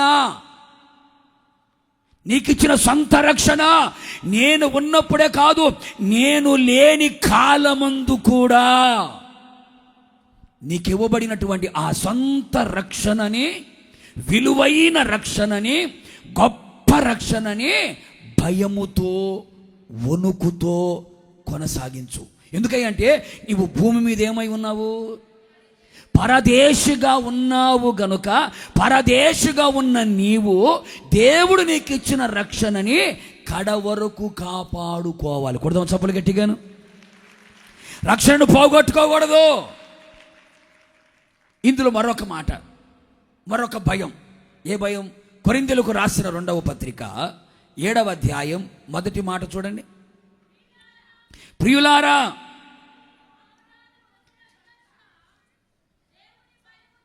మనకు ఈ వాగ్దానములు ఉన్నవి గనుక దేవుని భయముతో పరిశుద్ధతను సంపూర్తి చేసుకొనుచు శరీరమునకును ఆత్మకును కలిగిన సమస్త కల్మషముల నుండి మనలను పవిత్రులనుగా చేసుకొందము. కొరింథీయులకు రాసిన 2వ పత్రిక 7వ అధ్యాయం 1వ మాట. పరదేశులు తీర్పు తీర్చు తండ్రి ఉన్నాడు గనుక ఆయన ఎదుట పరదేశులుగా ఉన్న మనము ఎలాంటి భయముతో బ్రతకాలి అంటే, అనేక వాగ్దానములు మనకున్నాయి. దేనికి ఇచ్చాడు వాగ్దానములు? ఆయన స్టిక్కర్ వేసుకొని ఉన్నామని కాదు. దేనికి ఇచ్చాడు వాగ్దానములు? లోక సంబంధమైన భ్రష్టత్వాన్ని తప్పించుకొని దేవ స్వభావమునందు పాలివారగునట్లు దేవుడు మనకు అమూల్యములు, పరిశుద్ధములైన, శుభకరములైన వాగ్దానములు ఇచ్చాడు. ఇప్పుడు మనం ఏం చేయాలి? దేవుని భయముతో పరిశుద్ధతని సంపూర్తి చేసుకొనుచు మన ఆత్మకి, శరీరమునకు సమస్త కల్మషము నుండి మనం ఏం చేసుకోవాలట? పవిత్రులుగా మార్చుకోవాలి. భూమి మీద పరదేశులుగా ఉన్నవారులారా, పరలోకమైన పౌరసత్వం, పరలోకమైన పురము, పరలోకమైన గమ్యం, నిత్య సియోను, నూతన యెరూషలేమైన గమ్యం అనుకుంటున్నా వారలారా, ఈ భూమి మీద పరదేశులుగా ఉన్నంత కాలం మనము సత్యంత వరకు, ప్రభువు వచ్చేంత వరకు, మన పోకడ జరిగేంత వరకు, ఆయన రాకడ వచ్చేంత వరకు ఈ భూమి మీద పరదేశులుగా ఉన్న వాళ్ళందరూ కూడా దేవుని భయముతో పరిశుద్ధతను ఏం చేయాలా? పరిశుద్ధతను ఏం చేయాలండి? సంపూర్ణము చేయాలి. ఎందుకయ్యా అంటే ఆయన పరిశుద్ధతలో సంపూర్ణుడైన దేవుడు గనుక, ఆయన ఉండే రాజ్యం పరిశుద్ధమైనది గనుక, ఆ పరలోక రాజ్యం పరిశుద్ధ పట్టణము గనుక, ఆయన సింహాసనం పరిశుద్ధమైనది గనుక, ఆయన ఆరాధించే దేవదూతలు కూడా ఆయన పరిశుద్ధుడు పరిశుద్ధుడని గాన ప్రతిగానములు చేయుచున్నారు గనుక, ఆ పరిశుద్ధత కలిగిన ఆ దేవుని సన్నిధిలో నిలిచి ఉన్న పరదేశులందరూ కూడా ఎలా ఉండాలట? పరిశుద్ధతని సంపూర్తి చేసుకోవాలి. ఎలాగా? దేవుని భయముతో. దేవునికి భయపడేవాడు పరిశుద్ధముగా ఉండగలుగుతాడు. దేవుని భయము గుండెల్లో ఉన్నవాడు పాపము చేయలేడు. అందుకనే పాపం పట్టుకోవాలని ప్రయత్నము చేస్తే పాపాన్ని విడిచిపెట్టి పారిపోయాడు యోసేపు. ఎందుకో తెలుసా? నేను దేవునికి భయపడేవాడను. కొడదాం చప్పలు గట్టిగాను. నేను దేవునికి భయపడేవాడను కనుక నేనైనా నువ్వైనా మనమైనా భూమి మీద పరదేశులము కనుక ఈ భూమి మీద బ్రతికినంత కాలము భయముతో పరిశుద్ధతను సంపూర్తి చేసుకొనిచు ఆత్మని ప్రాణమును శరీరమును కల్మషము లేకుండా మనలను మనమే పవిత్రులుగా మార్చుకోవాలి. ఇహలోక మాలిన్యం అంటకుండా మనల్ని మనమే కాపాడుకోవాలి. మనం చూచే చూపుల ద్వారా, మాట్లాడే మాటల ద్వారా, నడిచే నడక ద్వారా, పలకరించే పలుకుల ద్వారా, మన ఆలోచనల ద్వారా ఎలాంటి పాపము లేని వారిగా పరిశుద్ధతను ప్రేమించి పరిశుద్ధమైన మార్గములో పరిశుద్ధత కొరకు ప్రాకులాడుతూ పరిశుద్ధతలో నిలిచిన వారమై మనం బ్రతికితే ఈ పరదేశులు పరిశుద్ధులై ఉంటారు, పరిశుద్ధులే పరలోకములో ఉంటారు. కొడు చప్పలు గట్టిగాను. అందుకని బైబిల్ ఏమంటుంది? మొదటి పునరుత్థానములో పాలు పొందువారు ధన్యులు. వాళ్ళు ఎవరయ్యా అంటే పరిశుద్ధులు. వారి మీద రెండవ మరణానికి అధికారము లేదు. మొదటి పునరుత్థానములో పాలు పొందే వాళ్ళందరూ ఎవరు? పరిశుద్ధులై ఉన్నారు. యేసుక్రీస్తు రెండవ రాకడ ఎవరి కొరకు? పరిశుద్ధుల కొరకు వస్తున్నాడు, అందరి కొరకు కాదు. మొదటిసారి అందరి కొరకు యేసయ్య వచ్చాడు, రెండవసారి రాబోతున్నాడు, రెండవ రాకడలు రాబోతున్నాడు, మహిమ కలిగిన దేవుడిగా ఆయన రాబోతున్నాడు. ఎవరి కోసమయ్యా అంటే పరిశుద్ధుల కొరకే అని రాబోతున్నాడు. పరిశుద్ధులను తీసుకొని పోవడానికి రాబోతున్నాడు. వాక్యమని ఉదక స్నానము చేత కడగబడిన వారై, క్రీస్తు రక్తము చేత కడగబడిన వారై, దేవుని ఆత్మ చేత కడగబడిన వారై పరిశుద్ధ పరచుకొని పరిశుద్ధతను సంపూర్తి చేసుకొనుచు దేవుని భయముతో పరిశుద్ధముగా బ్రతుకుతున్నారే, ఆ పరిశుద్ధులను సంపూర్ణులుగా చేసి ఆ సంపూర్ణ పరిశుద్ధులని తన రాకడలో తన ఎదుట నిలబెట్టుకోవడానికి ప్రభు రాబోతున్నాడు. కనుక ప్రియ సంఘమా, మనము చేసే ప్రతి క్రియలను బట్టి తీర్పులో నిలబడుతాము. నేనైనా నువ్వైనా పౌలు గారు అంటాడు, మనమందరం న్యాయం అనే తీర్పు ఎదుట నిలబడుతాము, న్యాయపీఠం ఎదుట నిలబడుతాము. పరిశుద్ధులుగా మనం ఉండగలిగితే, పరిశుద్ధతలో నిలిచి ఉండగలిగితే, పరిశుద్ధత కొరకు ప్రాకులాడగలిగితే నీ పవిత్రత, నీ పరిశుద్ధత, నీ నీతి, నీ యథార్థతే నేను పరలోకాన్ని తీసుకెళ్తుంది. మనం ఇచ్చే కానుకలు కాదు, మనం చేసే దశంభాగాలు కాదు, మనం చేసే పరిచర్య కాదు ముఖ్యం. మనకు కావాల్సింది ఏంటంటే పరిశుద్ధత. మన పాటలు కాదు, మన వాయిద్యాలు కాదు, మన ప్రసంగాలు కాదు, ముఖ్యం మన పరిశుద్ధత. ఎందుకయ్యా అంటే పరలోకములు ఎవరు ఉంటారట? పరిశుద్ధులే ఉంటారు. పాపులకి అక్కడ ప్రవేశం. నేను చాలా సందర్భాల్లో చెబుతూ ఉంటా, సంఘములో అందరికీ ప్రవేశం ఉంది. సంఘములు అందరూ ఉంటారు. ఉండరండి, కోడి పందాలు వేసిన వాళ్ళు లేరా? కూర్చొని ఉంటారు. ఆ కొంపకి చిచ్చులు పెట్టేవాళ్ళు లేరా? బ్రహ్మాండంగా కూర్చొని ఉంటారు. నోరు తెరిచి అబద్ధాలు మాట్లాడే వాళ్ళు లేరా? బ్రహ్మాండంగా సపలు కూడా పాటలు కూడా పాడతారు, ఉంటారు. సంఘములో అందరికీ ప్రవేశం. కానీ పరలోకములో మాత్రం పరిశుద్ధులకే ప్రవేశం. కొట్టు చప్పలు గట్టిగాను. పరిశుద్ధులకే పరలోకములో ప్రవేశం ఉంటుంది కనుక సంఘములో ఎవరైనా రావచ్చు, ఎలాంటి వాడైనా సంఘములకు వస్తాడు. కానీ పరలోకములు అలా కుదరదు. పరలోకములో పరిశుద్ధులే ఉంటారు. పరదేశులు పరిశుద్ధులుగా ఉన్న వాళ్ళు అక్కడ ఉంటారు. అందుకనే పౌలు గారు గుండెల్లో కూడా భయం అదే. ఏమని? పవిత్రురాలైన కన్యకునుగా ఒక్కడే పురుషునికి అనగా క్రీస్తు యేసునకు నేను మిమ్మును ప్రధానము చేసి తిని గాని సర్పము తన కుయుక్తి చేత అవ్వను మోసపరిచినట్లుగా ఒకవేళ మీ మనస్సులను చెరిపి క్రీస్తు సరళతల నుండి పవిత్రతలో నుండి ఒకవేళ మిమ్మల్ని తొలగించునేమోనని నేను భయపడుతున్నాను. తన భయం ఏంటి? శ్రమలు కాదు, శోధనలు కాదు, కష్టాలు కాదు, ఆర్థిక ఇబ్బందులు కాదు, ఆకలి తప్పులు కాదు, వస్త్రహీనత కాదు. తన భయం ఏమిటయ్యా అంటే క్రీస్తు సరళతలో నుండి, క్రీస్తు పరిశుద్ధతలో నుండి ఒకవేళ సర్పం తన కుయుక్తి చేత అవ్వను మోసపరిచినట్లుగా మిమ్మలను కూడా ఒకవేళ పరిశుద్ధతలో నుంచి తొలగిస్తదేమోనన్న భయం. ప్రతి ఒక్కరు కూడా ఇలాంటి భయమే కలిగి ఉండాలి. మనను గూర్చిన భయం మనకు ఉండాలి. ఎక్కడ నేను పరిశుద్ధతలో నుంచి తొట్టిల్లి పోకూడదని నిన్ను గూర్చిన భయం నీకు ఉండాలి. నీ పిల్లలు, నీ భర్త, నీ భార్య, నీ తల్లిదండ్రులు, నీ అత్తమామలు, నీ బంధువులు ఎవరు పరిశుద్ధత నుంచి తొలగిపోకూడదు అని భయం ఉండాలి. సేవకుడికి సంఘం ఎక్కడ పవిత్రత నుంచి తొలగిపోతుందేమోనన్న భయం ఉండాలి. ఈ భయము చేత పరిశుద్ధతను సంపూర్తి చేసుకొనుచు ఆత్మ, ప్రాణ, శరీరం కల్మషము లేకుండా పవిత్రులుగా కనబడాలి. ఎందుకయ్యా అంటే పరిశుద్ధులు పరలోకానికి చేర్చబడతారు, పరదేశులు భయముతో ఉండాలి. ఏ భయం అయ్యా అంటే పరిశుద్ధతను గూర్చిన భయం. పరిశుద్ధతను గూర్చిన భయము కలిగి ఉండాలి. అపవిత్రులము కాకుండానట్లుగా పరిశుద్ధత కొరకు భయపడుతూ బ్రతకాలి. అర్థమైన వాళ్ళు అల్లేలో చెప్పండి. ఇంకొక భయము కూడా ఉండాలట.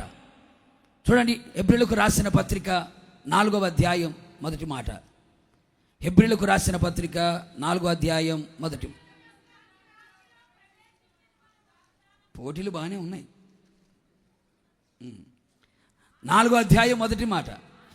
ఆయన యొక్క విశ్రాంతిలో ప్రవేశించుదమను వాగ్దానము ఇంకా నిలిచి ఉండగా, మీలో ఎవడైనా ఒకవేళ ఆ వాగ్దానము పొందకుండా తప్పిపోవునేమో అని అని భయము కలిగి ఉండాలి పరదేశి. నాకు ఒక వాగ్దానం ఉంది. ఏమిటా వాగ్దానం? విశ్రాంతిలో ప్రవేశిస్తానన్న వాగ్దానం నాకుంది. ఆ ఏ విశ్రాంతి అది? నిత్య విశ్రాంతి. అదే పరలోకం. పరలోకములో ప్రవేశించదను అనే వాగ్దానం మనకి ఉంది. కనుక ఈ వాగ్దానము పొందకుండా ఒకవేళ తప్పిపోతానేమోనని భయము కలిగి ఉండాలట. ఈ అధ్యాయం అంతా చదివితే దేవుని ప్రజల కొరకు వాగ్దానం నిలిచి ఉందట. ఆ వాగ్దానము విశ్రాంతిలో కొంతమంది మాత్రమే ప్రవేశిస్తారట. కొంతమంది ప్రవేశించే వాళ్ళు ఏమై ఉన్నారంటే విధేయత కలిగిన వాళ్ళందరూ కూడా విశ్రాంతిలోకి వెళ్ళారంట. అవిధేయులందరూ ఏమైపోయారట? పడిపోయిరి అని రాసింది బైబిల్లో. ప్రేమైన సహోదరి సహోదరులారా, యేసయ్య పరలోకాన్ని విడిచి భూలోకానికి వచ్చి మన కొరకు శిలువలో రక్తాన్ని కాచి ఆయన రక్తము చేత కడిగి మన సంఘముగా స్థాపించి ఈ రోజున మనం ఇక్కడ పెట్టాడంటే దేని కొరకు తెలుసా? ఆయన రాజ్యం మనకి ఇవ్వడానికి, ఆయన పరలోకం మనకి ఇవ్వడానికి. మరి ఆ పరలోకం మన కొరకు ఇవ్వబడింది, వాగ్దానం చేయబడింది. ఆ వాగ్దానం చేయబడిన ఆ విశ్రాంతి ఆ పరలోకంలో ఒకవేళ చేరకుండునట్లుగా ఏది నీ జీవితంలో ఒకవేళ ఉందో అక్కడ రాయబడింది అవిధేయత. పేజీ తిప్పితే కనపడుతుంది. అవిధేయత వలన అనేక మంది వాగ్దానము పొందలేక పడిపోయిరి అని. ఒకవేళ ఏ అవిధేయత నీలో కనబడకుండా జాగ్రత్త పడు. దేవునికి అవిధేయతను చూపిస్తున్నావా? దైవ సేవకుల నడిపింపుకి అవిధేయతను చూపిస్తున్నావా? ఆత్మ నడిపింపుకి అవిధేయతను చూపిస్తున్నావా? దేవుని వాక్యానికి, దేవుని ఆజ్ఞలకి, దేవుని కట్టడలకి, దేవుని శిక్షకి అవిధేయతను చూపిస్తున్నావా? జాగ్రత్త. నీ అవిధేయత వలన విశ్రాంతిని పోగొట్టుకుంటావు. జాగ్రత్త. అందుకని భయముతో వణుకుతో ఎక్కడ అవిధేయతకి నేను చోటు ఇవ్వకూడదు, అవిధేయత నాలోకి రాకూడదు, అవిధేయుడిగా నేను మార్చబడకూడదు అని భయముతో బ్రతకాలి పరదేశి. భయముతో బ్రతకాలి. నేను ప్రతి విషయములో విధేయుడిగా బ్రతకాలి, విధేయుడిగా ఉండాలి, విధేయుడిగా ఉండాలి అని బ్రతకాలి. యేసన్న గారు ఎప్పుడో ఒక మాట చెబుతా ఉండేవాడు సేవకుల కూటంలో. ఏ సేవకునిలో అయితే, ఏ విశ్వాసిలో అయితే విధేయత ఉంటుందో, విధేయత ఉన్న చోట విజయము ఉంటుంది. విధేయత ఉన్న చోట సకల విధములైన సుగుణాలు ఉంటాయి. ఏ సేవకునిలో, ఏ విశ్వాసిలో అవిధేయత ఉంటుందో అక్కడ అపజయం ఉంటుంది, అక్కడ సకల విధములైన దుర్గుణాలు ఉంటాయి అని. ఒకని అవిధేయత ప్రపంచానికి పాపాన్ని తీసుకొని వచ్చింది, ఒకని విధేయత ప్రపంచానికి పరిశుద్ధతను తీసుకొని వచ్చింది. గట్టిగా 99 మంచి లక్షణాలు నీకు ఉండొచ్చు. ఆ ఒక్కటి అవిధేయత నీ దగ్గర ఉందనుకోండి, 99 వెరీ గుడ్. 100కి 100 మార్కులు, 99కి 100కి 100 వచ్చినాయి. కానీ ఒక్కటి ఉందే, ఆ ఒక్కటి అవిధేయత గనక నీలో ఉందంటే నీకున్న 99 మంచి గుణాలని పాడు చేసేది ఆ ఒక్క అవిధేయత. అందుకనే అవిధేయుల మీదికి ఉగ్రత వస్తుందని రాయబడింది. అవిధేయులందరూ కూడా 2వ మరణంలో ఉంటారని రాయబడింది. కనుక ప్రియమైన సహోదరి సహోదరులారా, పరదేశులుగా ఉన్న మనము భయముతో బ్రతకాలి. ఎందుకంటే తీర్పు తీర్చు తండ్రి మనకున్నాడు. ఆయన పక్షపాతము లేనివాడు. ఒకరిని ఒకలాగా మరొకరిని మరొకలాగా ఆయన చూడడు. వారి క్రియలను బట్టి ఆయన జీతం ఇస్తాడు, వారి క్రియలను బట్టి ఆయన ప్రతిఫలం ఇస్తాడు. కనుక పరదేశుగా ఉన్న నేను భయముతో నా రక్షణని కాపాడుకుంటూ, భయముతో పరిశుద్ధతను సంపూర్తి చేస్తూ, భయముతో విధేయత కలిగి విశ్రాంతిని పొందాలని ఈ లోకములో గనక పరదేశి ఇలాగ గనక గడపగలిగితే ఖచ్చితంగా 3 ఆశీర్వాదాలు పొందుతారు. కూడా సబ్బులు గట్టిగా అర్థమైన వాళ్ళందరూ 2 చేతులు గట్టిగా లేరు చెప్పండి. పరదేశులు ఎలా గడపాలండి భూమి మీద? భయముతో గడపాలి. ఎందుకు భయము? పక్షపాతము లేని తండ్రి తీర్పు తీరుస్తాడు గనుక. ఎలాంటి భయము? మన సొంత రక్షణను కాపాడుకునే విషయంలో భయం, పరిశుద్ధతను సంపూర్తి చేసుకునే విషయంలో భయం, వాగ్దానం చేయబడిన విశ్రాంతిలోకి వెళ్లకుండా ఏదైనా అడ్డుపడుతుందేమోనన్నా భయం. అంటే అవిధేయత లేకుండా విధేయత కలిగి ఉండేటట్టుగా భయపడుదుముగాక. అర్థమైన వాళ్ళు అల్లేలు చెప్పండి. ఇప్పుడు 2వ మాట, పరదేశికి ఉండవలసిన 2వ సుగుణం చూడండి. హెబ్రీలకు రాసిన పత్రిక 11వ అధ్యాయం 13వ వాక్యం 13 నుంచి 16 చూడండి. ఎవరోళ్ళు? వాళ్ళే. వీరందరూ ఆ వాగ్దాన ఫలము అనుభవింపకపోయినను దూరము నుండి చూచి వందనము చేసి తాము భూమి మీద పరదేశులమును యాత్రికులమై ఉన్నామని ఒప్పుకొని విశ్వాసము గలవారై మృతి పొందిరి. ఇలాగు చెప్పువారు తమ స్వదేశమును వెదుకుచున్నామని విషదపరుచుచున్నారు కారా? వారు ఏ దేశము నుండి వచ్చిరో ఆ దేశమును జ్ఞాపకమందుంచుకొన్న ఎడల మరలా వెలుటకు వారికి వీలు కలిగి ఉండును. అయితే వారు మరి శ్రేష్టమైన దేశమును అనగా పరలోక సంబంధమైన దేశమును కోరుచున్నారు. అందుచేత తాను వారి దేవుడనని అనిపించుకొనుటకు దేవుడు వారిని గూర్చి సిగ్గుపడడు. ఏలయనగా ఆయన వారి కొరకు ఒక పట్టణము సిద్ధపరిచి ఉన్నాడు. కొడదామ చప్పలు గట్టిగా, గట్టి కొట్టండి. పరదేశులారా గట్టి కొట్టాలా? పరదేశులు గట్టిగా చప్పలు కొట్టాలి. 2వదిగా పరదేశులకు ఉండవలసిన 2వ సుగుణం, ఉండవలసిన 2వ స్వభావం ఏమిటి అంటే, ఈ హెబ్రీయులకు రాసిన పత్రిక 11వ అధ్యాయం అంతా కూడా విశ్వాస వీరుల పట్టిక. ఏ పట్టిక అండి? ఇందులో ఉన్న వాళ్ళందరూ ఎవరు? విశ్వాస వీరులు, విశ్వాస యోధులు మనకు కనబడుతారు. వాళ్ళ గురించి రాయబడిన మాట ఈ మాట. ఇందులో ఒక ముగ్గురిని ప్రత్యేకంగా రాశారు. ఎవరయ్యా అంటే అబ్రహాము, ఇస్సాకు, యాకోబు. ఇంకా పైన చాలామంది భక్తులు ఉన్నారు. ఎక్కువగా వీళ్ళ గురించి రాయబడింది. ఏమని? వీరందరూ ఆ వాగ్దాన ఫలము అనుభవింపకపోయినను దూరమునుడు చూచి వందనము చేసి తాము చెప్పండి, తాము ఎక్కడ? భూమి మీద పరదేశులమని యాత్రికులమని ఒప్పుకున్నారంట. ఒప్పుకున్నారు. మనం ఒప్పుకోవాలా? మనం ఒప్పుకోవడానికి ఒప్పుకోవట్లేదు కానీ కప్పుకుంటున్నాం. ఒప్పుకోవలసిన వారు కప్పుకుంటే ఎట్లాగా? మనం భూమి మీద పరదేశులము యాత్రికులమని ఒప్పుకున్నారు. వాళ్ళు ఒప్పుకొని వాళ్ళు చనిపోయేటప్పుడు కూడా ఎలా చనిపోయారంటండి? విశ్వాసము గలవారై మృతి పొందిరి. దేవుడు వీరి దేవుడని చెప్పుకోవడానికి కూడా ఆయన సిగ్గుపడలేదంట.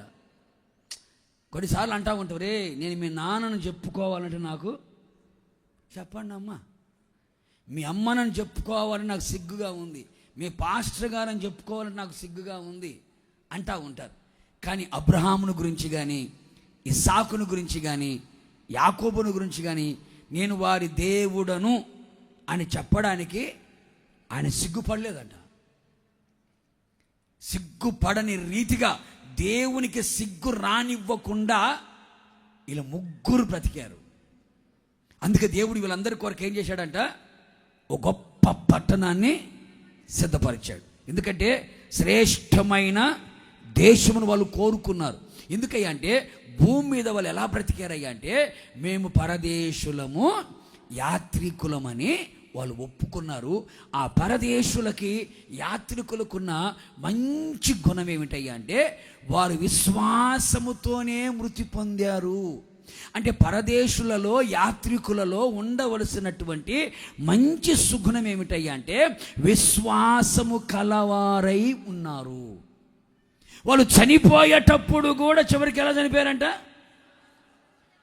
విశ్వాసాన్ని పోగొట్టుకొని చనిపోలేదు.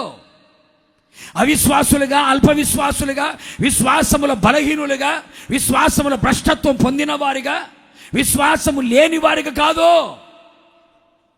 వారు చనిపోయేటప్పుడు కూడా వారిలో విశ్వాసముతోనే చనిపోయారు. ఒక నిజమైన సేవకుడు, ఒక నిజమైన విశ్వాసి యేసు రక్తముతో కడగబడిన ఆ రోజున అతనిలో కలిగినటువంటి విశ్వాసాన్ని చేతపట్టుకొని ఆ విశ్వాసముతోనే బ్రతికి తాను చనిపోయేటప్పుడు కూడా విశ్వాసముతోనే చనిపోవాలి. విశ్వాసముతోనే చనిపోవాలి, విశ్వాసముతోనే మృతి పొందాలి. ఎందుకయ్యా అంటే భూమి మీద పరదేశిగా యాత్రికుడిగా బ్రతుకుతున్న ప్రతి ఒక్కరు కూడా విశ్వాసము గలవారై ఉండాలి. కొడదామ చప్పలు గట్టిగాను. విశ్వాసము గలవారై ఉండవలెను. ఎందుకయ్యా అంటే మరి శ్రేష్టమైన దేశము కొరకు వాళ్ళు ఎదురు చూచారు. అబ్రహాముకున్న విశ్వాసం ఏమిటి? దేవుడు దేనికి శిల్పియు నిర్మాణకుడై ఉన్నాడో ఆ పునాదులు కలిగిన ఆ పట్టణము కొరకు అబ్రహాము ఎదురు చూచుచు ఉండాను. తాను మాత్రమే కాదు, తన కుమారుడు చెప్పాడు, తన కుమారుడికి కాదు తన మనవడికి కూడా అదే. అబ్రహాం గారండి, వేల మంది పని వాళ్ళు ఉన్నారు, స్థలము సరిపోనంత ఆస్తి నీకుంది, వెండి బంగారం ఉంది, దాసదాసులు ఉన్నారు, పశువులు ఉన్నాయి, మందలు ఉన్నాయి, ఏంటి స్థలం కూడా సరిపోవట్లే కదా, ఇంత ఆస్తి నీకుంది కదా, మంచి బిల్డింగ్ కూడా కట్టుకోపోయావా? డూప్లెక్స్ చెప్పు, మంచి బిల్డింగ్ కట్టుకోపోయావా? నీ స్థాయికి తగ్గట్టుగా, నీ స్థితికి తగ్గట్టుగా, నీ స్తోమతకు తగ్గట్టుగా పోయావా అని అబ్రహాం గారి దగ్గరికి వచ్చి అడిగితే అబ్రహాం గారు అంటాడు, లేదు లేదు, నేను మరీ శ్రేష్టమైన ఒక దేశాన్ని చూస్తున్నా. దేవుడే దానికి శిల్పి, దేవుడే దానికి డైరెక్టర్, ఆయనే ప్రొడ్యూసర్, ఆయనే నిర్మాణకుడు, ఆయనే శ్రమజీవి కూడా, ఆయనే దేవదూతలతో కట్టించట్లేదు, అది ఆయనే శిల్పి, ఆయనే నిర్మాణకుడై ఉన్న ఆ పునాదులు కలిగిన పట్టణము కొరకు ఎదురు చూస్తున్నా. నేను భూమి మీద ఒక పరదేశిని యాత్రికుని కనుక నేను ఉన్నంత కాలం ఈ భూమి మీద విశ్వాసము కలిగిన వాడనై విశ్వాసముతోనే మృతి పొందుతా. నాకు కావలసింది భూలోకములు, ఆస్తులు, అంతస్తులు, స్థలాలు, పొలాలు, ఇల్లు, వాకిళ్ళు, వెండి బంగారాలు ఇవి కాదు. నాకు కావాల్సింది బతకడానికి తిండి కావాలా, ఉండడానికి ఇల్లు కావాలా, కట్టుకోవడానికి బట్టలు ఉండాలా, అంతవరకే. కానీ ఇంకా అతిగా నాకు అవసరం లేదు. అతిగా నాకు ధనం అవసరం, ధనాపేక్ష ఉండకూడదు. తిండి అవసరం, తిండి బోతుతనము మాట్లాడటండి ఉండకూడదు. అందుకే భక్తుడు అంటే, అయ్యా ఎక్కువైతే నేను వదిలేస్తానేమో, తక్కువైతే దొంగనైపోతానేమో. ఎక్కువైతే నేను వదిలేస్తానేమో, తక్కువైతే దొంగనైపోతానేమో. అందుకని ఏ పూటకి ఆ పూట, ఏ పూటకి ఆ పూట ఇస్తే చాలయ్యా, ఎనఫ్, తృప్తిగా బ్రతుకుతానయ్యా. అందుకే యేసయ్య ప్రార్థన నేర్పించేటప్పుడు కూడా మా అనుదిన ఆహారం అన్నాడు. అంటే ఏ పూటకే చాలు, అతిగా ఎందుకు మనకి? ఎందుకంటే మనం భూమి మీద ఎవరిమి చెప్పాలమ్మా, అమ్మలారా చెప్పండి, అయ్యలారా చెప్పండి, మనం ఎవరిమి? భూమి మీద పరదేశులము గనక ఎలాంటి విశ్వాసం మనకు కావాలి? పరలోకాన్ని గూర్చిన విశ్వాసం మనకు ఉండాలి. మనకేమో రోగాలు తగ్గడానికి విశ్వాసం బాగానే ఉంది, అప్పులు పోతాయన్న విశ్వాసం ఉందా? అల్లెలో చెప్పండి. మా అప్పులు తీరిపోతాయన్న విశ్వాసం కలిగిన వాళ్ళలో చెప్పండి. ప్రార్థన చేస్తే రోగాలు పోతాయన్న విశ్వాసం కలిగిన వాళ్ళలో చెప్పండి. ప్రార్థన చేస్తే దేవుడు పిల్లల్ని ఇస్తారన్న విశ్వాసం కలిగిన వాళ్ళలో చెప్పండి. ఈ విశ్వాసం అంతా బాగానే ఉంది, పరలోకాన్ని కూర్చున్న విశ్వాసం లేదు. అది ఈ లోకములో ఉన్న విశ్వాసం ఈ లోకం మట్టుకే. పరలోక రాజ్యాన్ని కూర్చున్న విశ్వాసం ఎంతమందికి ఉందండి? ఒక మాట మిమ్మల్ని అడుగుతా ఫ్రాంక్గా, రోజుకి ఒక్కసారైనా కూర్చున్నప్పుడైనా, పడుకున్నప్పుడైనా, నడుస్తున్నప్పుడైనా, పని చేసుకున్నప్పుడైనా పరలోకాన్ని గూర్చినటువంటి ఆలోచన ఎప్పుడైనా మీకు వచ్చిందా? వచ్చిన వాళ్ళల్లో చెప్పండి. పాస్టర్ కూర్చున్నా, పడుకున్నా, పెద్ద అమ్మాయి కనపడుతుంది, చిన్నోడే కనపడుతున్నాడు, అయ్యా ఆ అమ్మాయికి ఎట్టుందో, ఈ అమ్మాయికి ఎట్టుందో, వాళ్ళకి పిల్లలు వెళ్ళిపోయారు, ఉద్యోగం రాలేదు, పరీక్షకు పోయి, ఇదే ఇలాంటి వాళ్ళు ఉంటారని దేవుడు మొదటి ప్రసంగంలో చెప్పాడు. ఏమని? మొదట దేవుని రాజ్యాన్ని, దేవుని నీతిని, మీరు లాంటి వాళ్ళు ఉంటారని ముందే జగన్నాటక సూత్రధారి కదా ఆయన. అందుకని మొదటి ప్రసంగంలోనే ఊదేశాడు. మొదట దేవుని రాజ్యాన్ని, దేవుని నీతిని వెదకండి. నీ పరలోకపు తండ్రికి నీకేం కావాలో, నీకెప్పుడు పెళ్లి చేయాలో ఆయన తెలుసు, నీకెప్పుడు పిల్లల్ని ఇవ్వాలో ఆయన తెలుసు, నీకెప్పుడు ఉద్యోగం ఇవ్వాలో ఆయన తెలుసు, నీకెప్పుడు ఇల్లు ఇవ్వాలో ఆయనకు తెలుసు, నీకు ఏది ఇవ్వాలో, ఎప్పుడు ఇస్తే అది సెటరేట్ అవుతుందో, ఎప్పుడు ఇస్తే అది బాగుంటుందో, నీ లైఫ్ సెట్ అవుతుందో ఆయనకు తెలుసు. మనం కాలానికి ముందే కాలు దువ్వుతుంటివి, ఇత్తవా సత్తవా, ఇత్తవా సత్తవా, ఇత్తవా సత్తవా అని కూర్చుంటివి. ఆయన భిక్షం వేసినట్టు ఎత్తుండే, అది 2 రోజులు కనపడుతుంది, 3వ రోజు కనపడకుండా పోయా. దేవుడు చెయ్యాలనుకున్నప్పుడు చేశాడు అనుకుని చిరస్థాయి నిలబడుతుంది. అది కాన వివాహం జరుగుతుంది, అయ్యా ఒక అద్భుతం చేయి, అద్భుతం చేయి అన్నాడు. ప్రభు ఏమన్నాడు? నా టైం ఇంకా రాలేదన్నాడు. టైం వచ్చే వరకు మనం ఏం చేయాలా? ఆ టైం వచ్చే వరకు మనం ఆకపోతుంటివి, మనకు ఆత్రం ఎక్కువైపోయి. నా టైం రాలేదా, ఆగు ఆగు ఆగు అన్నాడు. ఆయన టైం వచ్చింది, నీళ్ళని ఏం చేశాడు? ద్రాక్షరసం చేశాడు. మహిమను జనాలు చూశారు, చరిత్ర ఫోటోలో నిలబడలే. దేవుడు తలచుకుంటే క్షణము చాలు, క్షణము చాలు. దేవుడు తలుచుకుంటే దేవుని టైం కొరకు మనం ఎదురు చూడాలా, దేవుని సమయం కొరకు ఎదురు చూడాలా. దేవుడు కార్యం ఎప్పుడు చేస్తాడని ఆయనకు మనం సమయం ఇవ్వాలి. కానీ అంత టైం నాకు లేదా, 800 చేసేయంటే చేస్తాడు. అది 3-4 ముచ్చటగా ఉంటుంది, 4 రోజున మళ్ళా చెప్పు గట్టిగా మళ్ళీ ఏముండదు. అందుకని ఈ లోక సంబంధమైన వాటి మీద కాదు మన విశ్వాసం, దేవుని రాజ్యాన్ని కూర్చున్న ఒక విశ్వాసం కావాలి, పరలోక రాజ్యాన్ని కూర్చున్న ఒక విశ్వాసం కావాలి, నిత్య సుయాన్ని కూర్చున్న ఒక విశ్వాసం కావాలి, నూతన యెరూషలేము అనే పట్టణానికి కూర్చున్న ఒక విశ్వాసం కావాలి, శ్రేష్టమైన దేశాన్ని కూర్చున్న ఒక విశ్వాసం కావాలి. అక్కడున్న ప్రతి దానిలో ఆయనతో కూడా కలిసి ఏది దేవదూతలు తీర్పు తీరుస్తూ ఇనప దండాన్ని చేత పట్టుకొని అక్కడ మనం కనపడాలి. దీన్ని గూర్చినటువంటి విశ్వాసము కలిగిన వారిగా ఈ భూమి మీద పరదేశులు బ్రతుకుతారు. కూడా చెప్పలు గట్టిగా.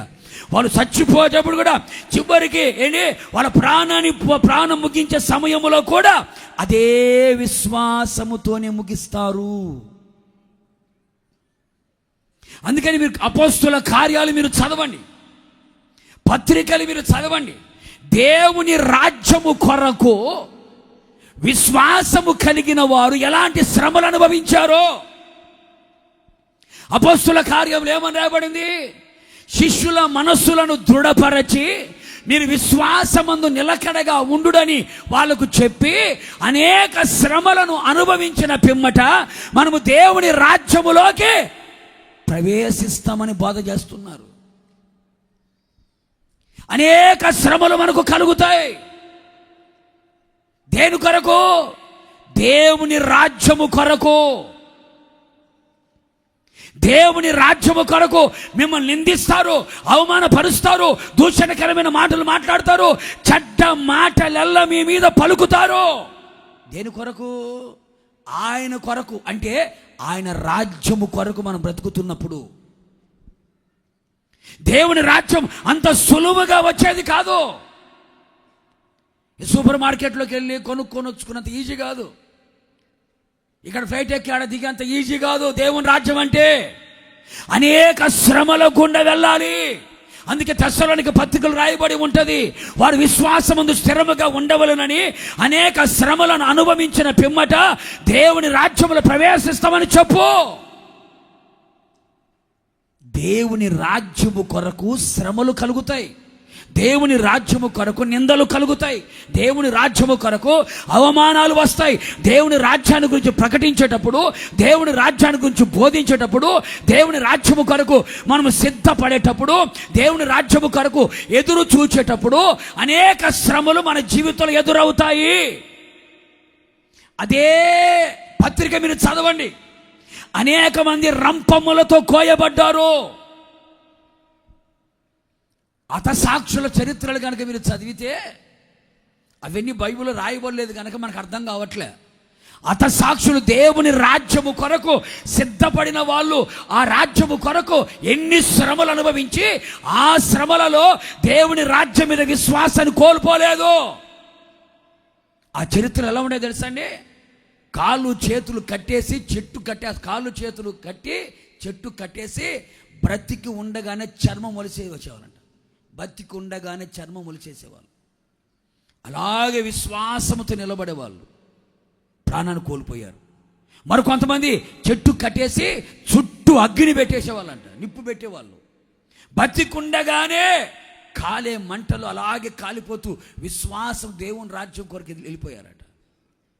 మరి కొంతమందిని జంతు చర్మాన్ని తీసుకొని వచ్చి ఆ చర్మములో వీళ్ళని కాళ్ళు చేతులు కట్టి ఆ చర్మములో పెట్టి దాన్ని చుట్టి కట్టేసేవాళ్ళు, తాడుతో కట్టేసేవాళ్ళు. ఎందుకో తెలుసా? ఆ ఎండకి ఆ చర్మం ఏమవుతుందండి? బిగుసుకుపోతుంది. బిగుసుకుపోయినప్పుడు లోపల ఉన్నవాడు ఏమైపోతాడు? అప్పడమైపోతాడు. అలాగా దేవుని రాజ్యము కొరకు శ్రమలు అనుభవించారు. మరి కొంతమంది ఏం చేశారు? బతికుండగానే తీసుకుని వెళ్ళి బాగా కాగిన నూనెలో మనకు ఒక బొట్టు వచ్చి పడితే చెప్పు, దానికి మనం ఎన్ని డ్రామాలు ఆడతాము? ఒక బొట్టు అటు చిన్న ఇట్లా పడింది, మళ్ళీ వేసిన అప్పడాలు వదిలేసుకుంటావా? అప్పడాలు మొత్తం తింటాం. మళ్ళా ఆ బొట్టు పడగానే అమ్మో బొట్టు దానికి ఒక డ్రాప్ పడినందుకే కాగుతున్న నూనెలో తీసుకుని వెళ్ళేసేవాళ్ళంట. ఏది మనం కోడి ఫ్రై చేసుకుని తింటాం చూసారండి, అట్లా. అయినా రంపాలతో కోయబడిన, శిరచ్ఛేదనము చేయబడిన, కుక్కని ఈడ్చుకుని వెళ్ళిపోయినట్టుగా ఈడ్చుకుని వెళ్ళిపోతున్నా వాళ్ళందరూ దేని కొరకు తెలుసా? నిశ్చలమైన రాజ్యం ఒకటి ఉంది. కొట్టు చప్పలు గట్టిగా.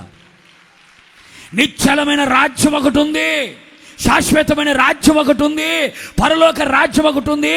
ఇప్పటి కాలపు శ్రమలు ఎన్న తగినవే కావు. ఈరోజు ఎంతమంది శ్రమలు కోరుకుంటారండి? శ్రమలు వచ్చాయంటే పోవడానికి ఎన్ని ఉపవాస ప్రార్థనలు చేస్తాము? ఒక శోధన వచ్చిందంటే ఆ శోధన పోవడానికి ఇంకా ఫోన్ నెంబర్లన్నీ, పాస్టర్ల ఫోన్ నెంబర్లన్నీ తీసుకుంటాం మనం. ఇంకా హలో కదా. బైబిల్ ఏమంటుంది? ఈ శోధనలు, ఈ శ్రమలు, ఈ యొక్క బాధలు, ఈ కష్టాలు, ఈ అవమానాలు, ఈ నిందలు ఇవన్నీ కూడా దేని కొరకయ్యా అంటే దేవుని రాజ్యము కొరకే. కొడు చొప్పులు గట్టిగాను. అనేక శ్రమలని అనుభవించిన పిమ్మట దేవుని రాజ్యములకు మనం ప్రవేశిస్తాం. అందుకని ప్రతి ఒక్కరి శిష్యుల మనసులని దృఢపరిచి మీరు విశ్వాసమందు ఎలా ఉండాలా? ఆ మాట కూడా చదవని మీకు గుర్తుంటుంది. అపోస్తుల కార్యములు 14వ అధ్యాయం 22వ వాక్యం చూడండి. శిష్యుల మనస్సులను దృఢపరచి విశ్వాసమందు నిలకడగా ఉండవలెననియు, అనేక శ్రమలను అనుభవించి మనం దేవుని రాజ్యములో ప్రవేశింపవలననియు హెచ్చరించిరి. అనేక శ్రమలు అనుభవించిన తర్వాతే దేవుని రాజ్యములోకి వెళ్తాం మనం. ఒకవేళ దేవుని రాజ్యములోకి వెళ్ళనివ్వకుండా ఈ శ్రమల ద్వారా విశ్వాసాన్ని కోల్పోతావేమో, అవిశ్వాసిగా మార్చబడతావేమో, విశ్వాసం నుంచి తొలగిపోయి భ్రష్టుడిగా మార్చబడతావేమో. ఇప్పటికీ అనేక మంది విశ్వాసం అనే ఓడ బద్దలైపోయిన వారి వలె ఉన్నారు, చెడిపోయి ఉన్నారు. ప్రియ సహోదరుడ సహోదరి, శ్రమలు వచ్చాయా? వెల్కమ్ బోర్డు పెట్టండి. శోధనలు కలిగాయా? వెల్కమ్ బోర్డు పెట్టండి. ఆ శ్రమలలో మన విశ్వాసాన్ని పోగొట్టుకోకుండా, ఆ శ్రమల మూలముగా నాకు మహిమ పెరుగుతుంది, దేవుని రాజ్యము నాకు కలుగుతుందని విశ్వాసాన్ని పోగొట్టుకోకుండా ఆ విశ్వాసముతోనే మన జీవితాన్ని మనం ఆరంభించాలి. ఆ విశ్వాసముతోనే మన జీవితాన్ని ముగించాలి. కొడదాం చప్పలు గట్టిగాను. శ్రమ దినమున కృంగిన ఎడల నువ్వు చేతకాని వాడవుతావు కదా. క్రైస్తవుడు అంటేనే శ్రమలతో కూడిన అనుభవం. సేవన్నా, క్రైస్తవ్యమన్నా, విశ్వాస జీవితం అన్నా అది శ్రమలతో కూడినదే కానీ ఆనందముతో కూడినది కాదు. వెలుపట పోరాటాలు. పౌలు గారు చదవండి. ఎన్ని పోరాటాలు, ఎన్ని నిందలు, ఎన్ని అవమానాలు, ఎన్ని కష్టాలు, ఎన్ని శోధనలు, ఎన్ని దేని కొరకు? ఒకటే గురి, ఒకటే గమ్యం, ఒకటే విశ్వాసం. ఏమిటయ్యా అంటే నా దేవుని రాజ్యం. కొడసబులు గట్టిగా. నేను భూమి మీద పరదేశిని కనుక ఆ రాజ్యానికి నేను చేరాలి అంటే నాకు కావలసింది ఏంటి? విశ్వాసం. ప్రియ దేవుని ప్రజలారా, విశ్వాసాన్ని కోల్పోయే పరిస్థితులు వస్తాయి. విశ్వాసం బలహీనమైపోయే పరిస్థితులు వస్తాయి. విశ్వాసములో నుండి తొలగిపోయే పరిస్థితులు వస్తాయి. కానీ నీలో దేవుడు నీకిచ్చిన విశ్వాసాన్ని పోగొట్టుకోవద్దు. దేవుని రాజ్యానికి వచ్చిన విశ్వాసాన్ని పోగొట్టుకోవద్దు. అగ్నిగుండములో పడవేసిన వారి విశ్వాసం పోలేదే.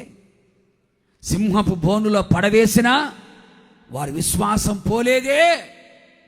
మరి చిన్న జ్వరం వస్తేనే, చిన్న సమస్య వస్తేనే, చిన్న శోధన వస్తేనే, చిన్న కష్టం వస్తేనే దేవుడనేవాడు ఉంటే నాకెందుకు, నా పిల్లలకి ఎందుకు ఇట్టా, ఎన్ని మాటలు మాట్లాడుతున్నావు.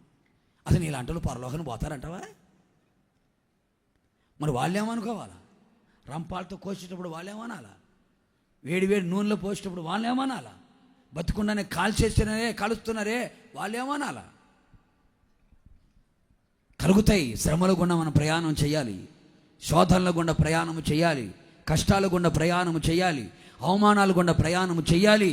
ఎందుకంటే అనేక శ్రమలు అనుభవించిన తర్వాత ప్రభువు కొరకు సాక్షిగా ప్రభువు కొరకు మనం నియమించిన కాలం, ప్రభు మనం ఎలా ఉంచాడో మనకు తెలియదు. కానీ ఆ కాల వ్యవధిలో మనం ప్రభు కొరకు కనుక అలా జీవించి విశ్వాసముతో మృతి పొందామనుకో, ఇలాంటి వారి కొరకు దేవుడు ఒక పట్టణాన్ని సిద్ధపరిచాడు. కూడా చెప్పులు గట్టిగా.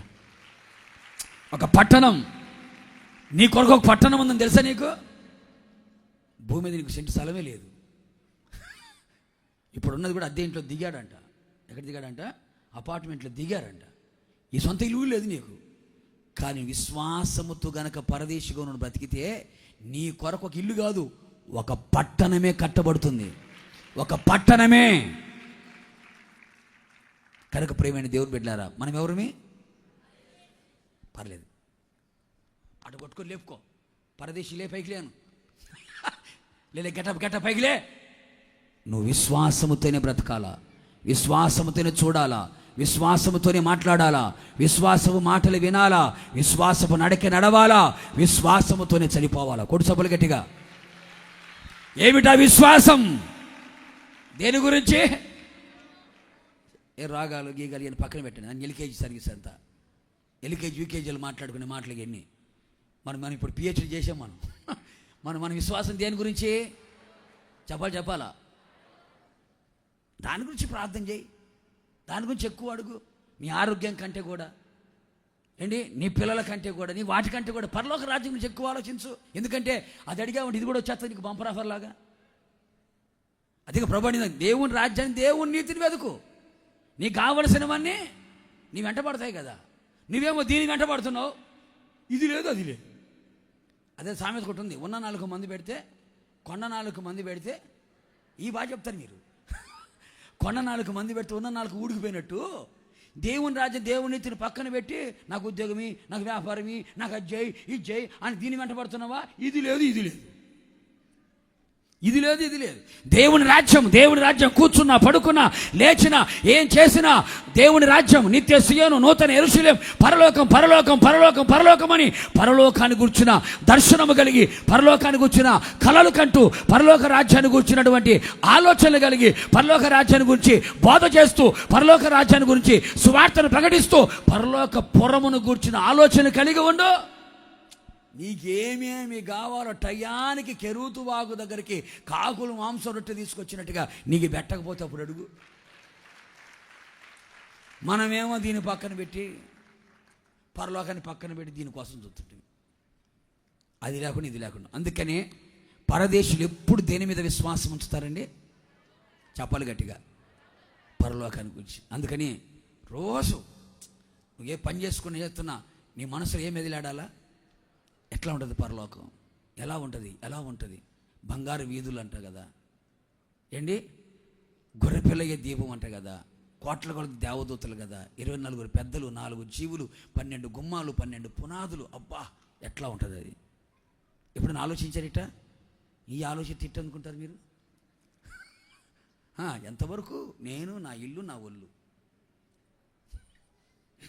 ఇదే కదా. నేను అప్పుడప్పుడు ఆలోచిస్తున్నా, అప్పుడప్పుడు రోజు ఆలోచిస్తలేండి.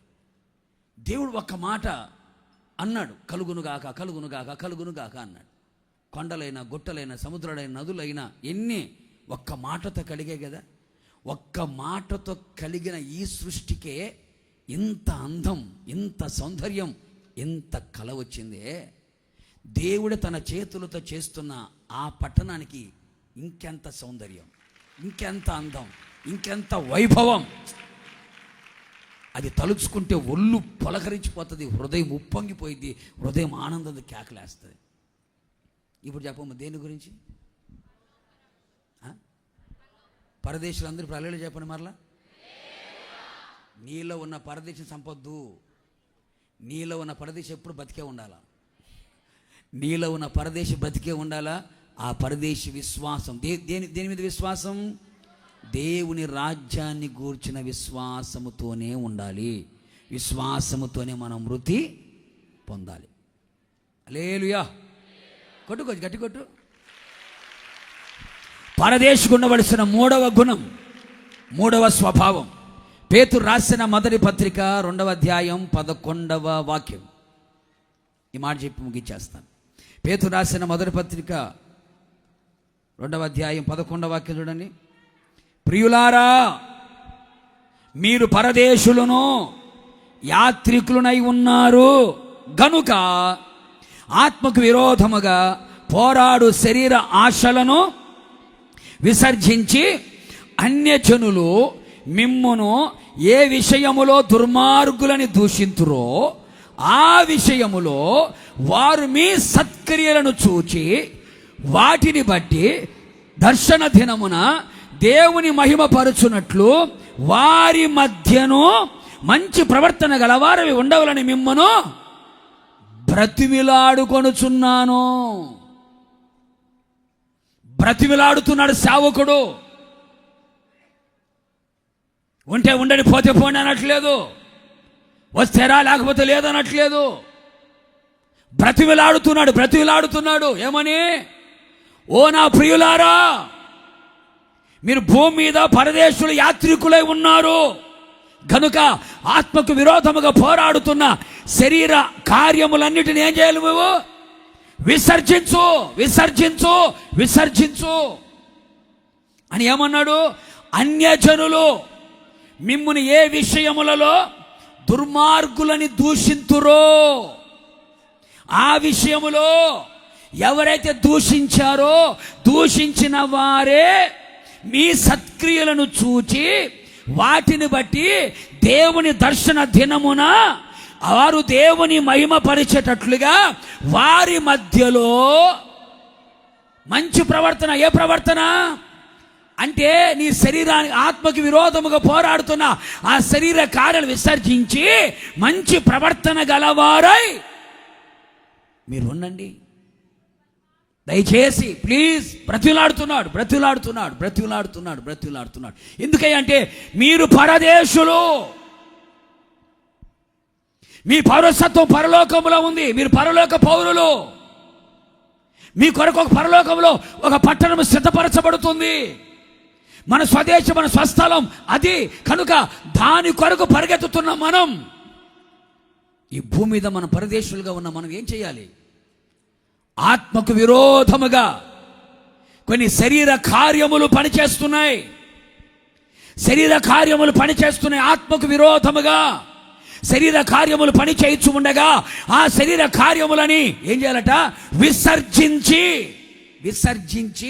విసర్జించుట అనేది పదం మామూలు పదం కాదు. అది విసర్జించుట అనేది అన్నిటికీ వాడరు.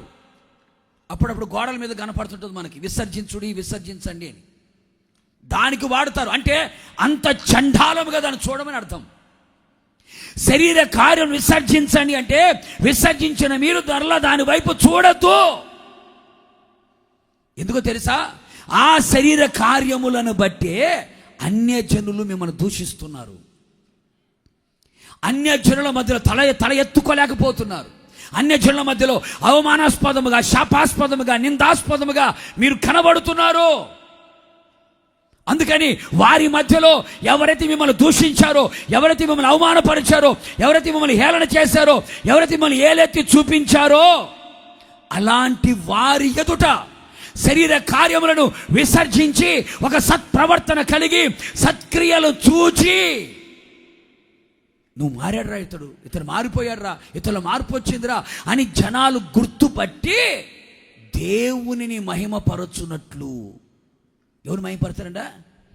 నీ మార్పును బట్టి దేవునికి ఏం కలుగుతుందట? మహిమ కలుగుతుంది.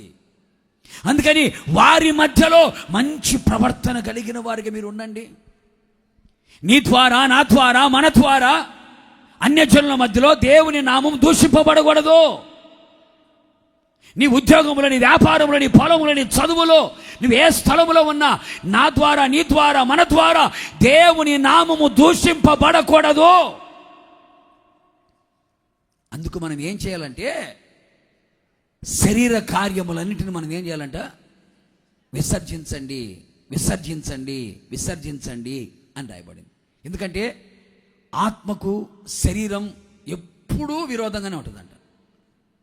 ఆత్మకి శరీరం ఎప్పుడు విరోధముగానే కనబడుతుంది.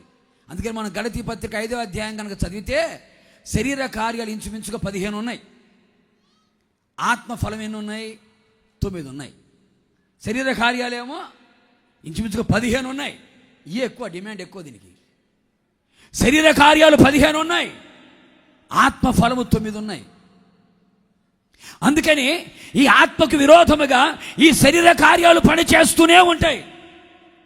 అందుకే బైబిల్ ఏమంటుంది? ఆత్మ చేత శారీరక క్రియలని చంపి ఏం చేయాలంటమ్మా?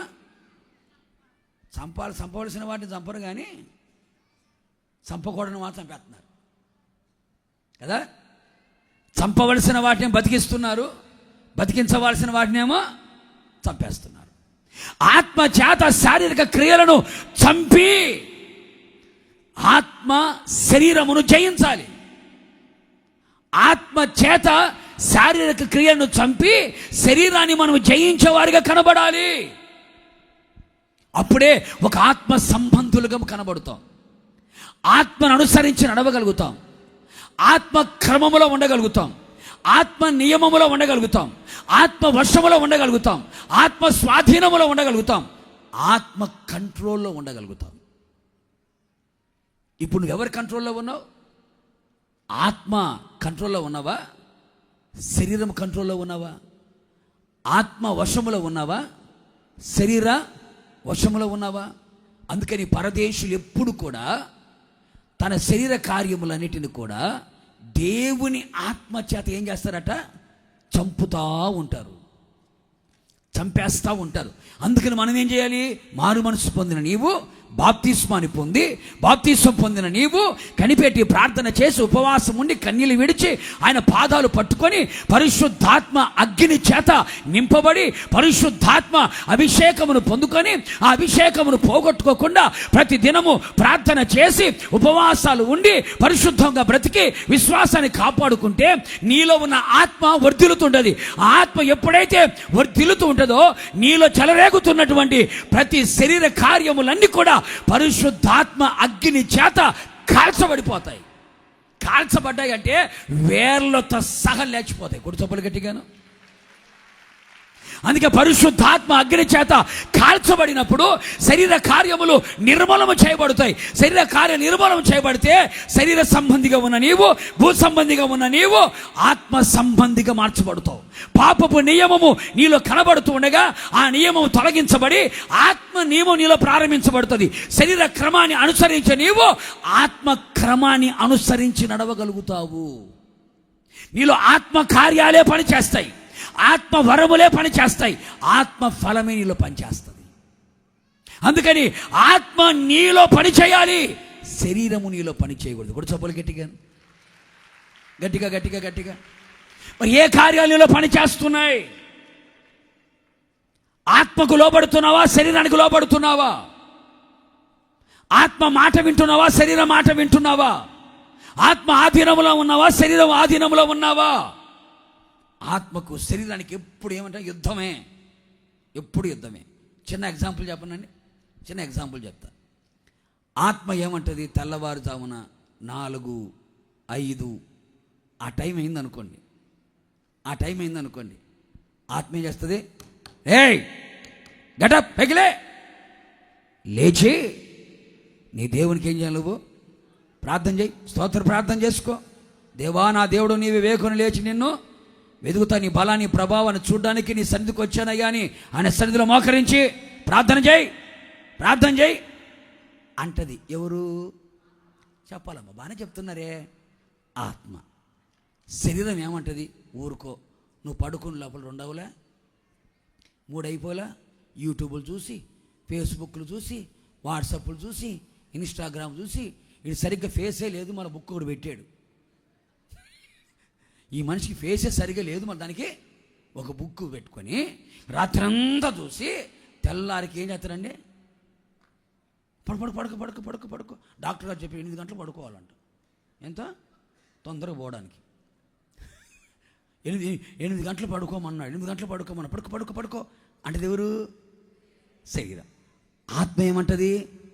లేచి దేవుని సన్నిధిలో నిన్ను బ్రతికించినందుకు, జీవాన్ని ఇచ్చినందుకు, ఇంకొక రోజు నీకు ఇచ్చినందుకు స్తుతించు అంటది ఆత్మ. ఇప్పుడు నీలో ఆత్మ పనిచేస్తుందా, శరీరం పనిచేస్తుందా? అర్థమైన వాళ్ళకి అర్థమైనంత. ఆత్మ ఏమంటది? లేచిన వెంటనే లేచి బైబిల్ చదువు, ప్రార్థన చేయడం, దేవునితో మాట్లాడడం, బైబిల్ చదవడం, దేవుడు మనతో మాట్లాడడం.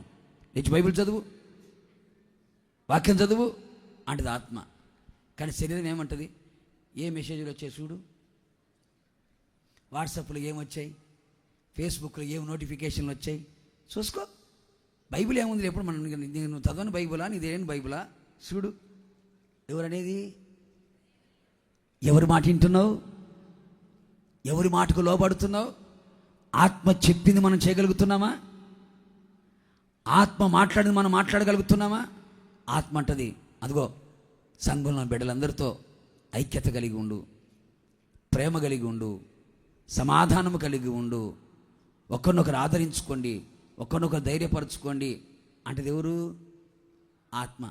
శరీరం ఏమంటది? Don't touch. నువ్వేంటి? నీ స్టేటస్ ఏంటి? నీవేంటి? నీ స్థితి ఏంటి? నీవేంటి? నీకున్న బలగం ఏంటి? నీవేంటి? నీకున్న హోదా ఏంటి? నువ్వు వాళ్ళతో కలవడమా? డాడ్ లెవెల్ మెయింటైన్ చేయాలా? ఏంటంటే లెవెల్ మెయింటైన్ చేయాలా అంటే ఎవరు? చెప్పమ్మా. ఆత్మ ఏమంటది? సమాధానం అనే బంధము చేత ఆత్మ కలిగించు, ఐక్యతను కాపాడుకోమంటది. శరీరం ఏమంటది?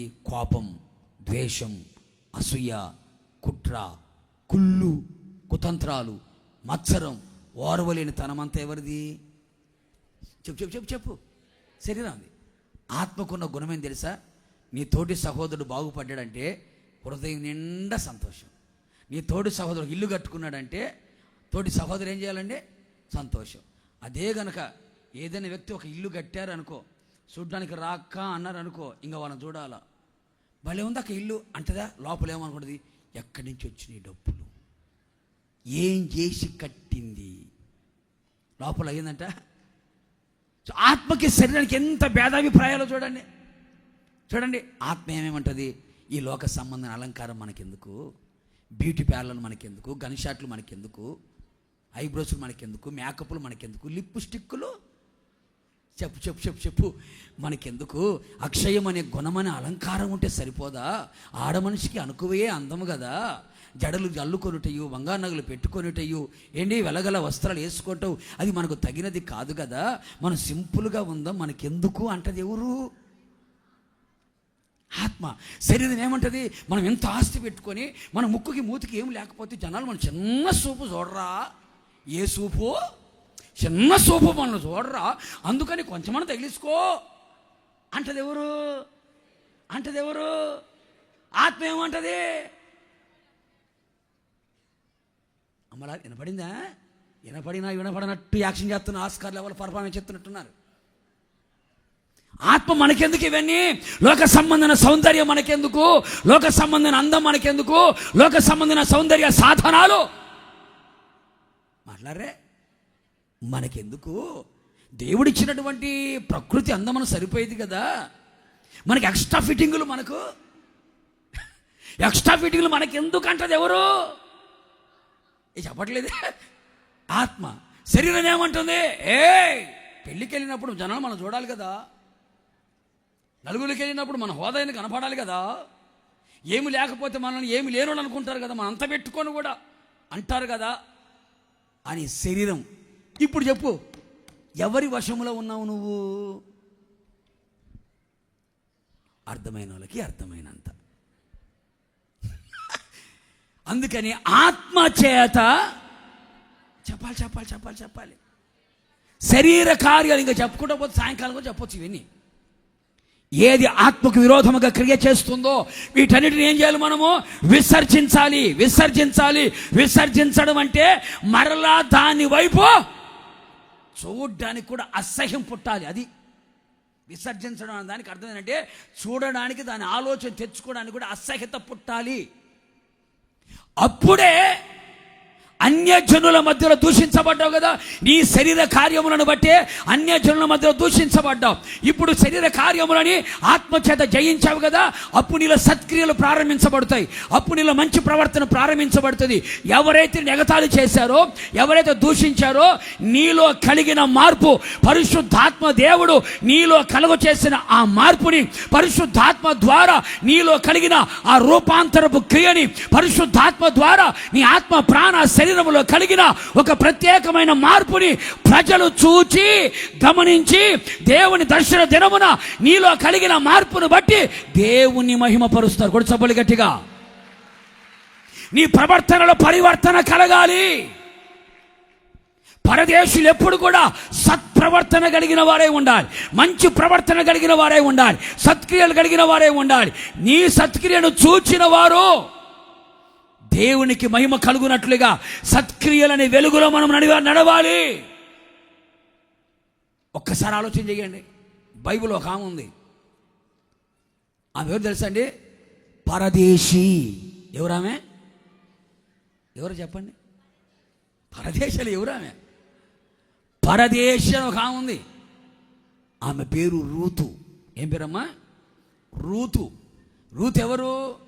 విదేశీయురాలు, విధవ, రాలు, అన్యు రాలు అని రాలే, అన్యు రాలు, విధవ, రాలు, విదేశీయు రాలు. ఈమెను గురించి బైబిల్ ఏమని చెప్పింది తెలుసా అండి? 2 రెఫరెన్స్ చదవండి. రూతు గ్రంథం 2:10, 3:10. రెఫరెన్స్లు బాగున్నాయి చూడండి. 2:10, 3:10. రూతు గ్రంథము 2వ అధ్యాయము 10వ వాక్యం. అందుకు ఆమె సాగిలబడి తల వంచుకొని, ఏమి తెలిసి, ఈ మాడుగుడు చాలు, పరదేశినైన నా యందు. రూతు ఎవరు? రూతు ఎవరు? పరదేశి. రూతు ఎవరు? పరదేశి. 3:10 చూడండి. అతడు, నా కుమారి, యెహోవా చేత నీవు దీవెన నొందిన దానవు, కొద్దివారినే గాని గొప్పవారినే గాని యవనస్తులనే గాని నీవు వెంబడింపక ఉండుట వలన నీ మునుపడి సత్ప్రవర్తన కంటే వెనుకడి సత్ప్రవర్తన మరి ఎక్కువ అయినది. కొడదాం చప్పులు గట్టిగా. ఎంత చక్కని మాట ఒక పరదేశి గురించి రాయబడింది. రూతు ఎవరు? మోయాబీ స్త్రీ, శపించబడిన వంశములో పుట్టి పెరిగిన మనిషి. నయోమి ఆ ప్రాంతానికి వెళ్ళింది, భర్తలు పోగొట్టుకుంది, పిల్లల్ని పోగొట్టుకుంది. ఏంటి, చివరికి విధవరాలుగా చివరికి ఇద్దరు బయలుదేరి ఎక్కడికి వచ్చారు? బెత్లెహేముకు వచ్చారు. చూచిన వాళ్ళందరూ ఎన్ని మాటలు మాట్లాడారు తెలుసా? రూతమ్మను చూసిన ఎన్ని మాటలు మాట్లాడారు. అడుగు పెట్టింది, మామ పోయాడు. అడుగు పెట్టింది, భర్త పోయాడు. అడుగు పెట్టింది, బాబు పోయాడు. ఇంకా మన ఊళ్ళో అడుగు పెట్టింది, ఎంతమంది పోతారో. ఇంకా ఆడోళ్ళకి అసలే అటకారం ఎక్కువ. ఇంకా గోదావరి కంటే చెప్పాల్సిన అవసరం లేకపోయా కదండి. ఎటకారంలో పుట్టి పెరిగిన వాళ్ళు అయిపోయా. ఎన్నెన్ని మాటలు మాట్లాడారో రూతమ్మని. రూతమ్మ మౌనంగానే ఉంది కానీ రాక్షసులాగా వాళ్ళ మీద పడి ఎట్టబడితే అటు మాట్లాడిందండి? గయ్యాలలాగా మాట్లాడిందండి? లేదు, మౌనంగానే ఉంది, సహిస్తూనే ఉంది, ఓర్చుకుంటూనే ఉంది. ఎందుకు తెలుసా? నా ప్రవర్తనే వాళ్ళకి మార్పును కలుగు చేయాలి, నా ప్రవర్తనే వారిలో తెలియబడాలని మౌనంగా ఉంది. ఒక రోజున బోయజు అంటుంది, పరదేశినైన నా యందు.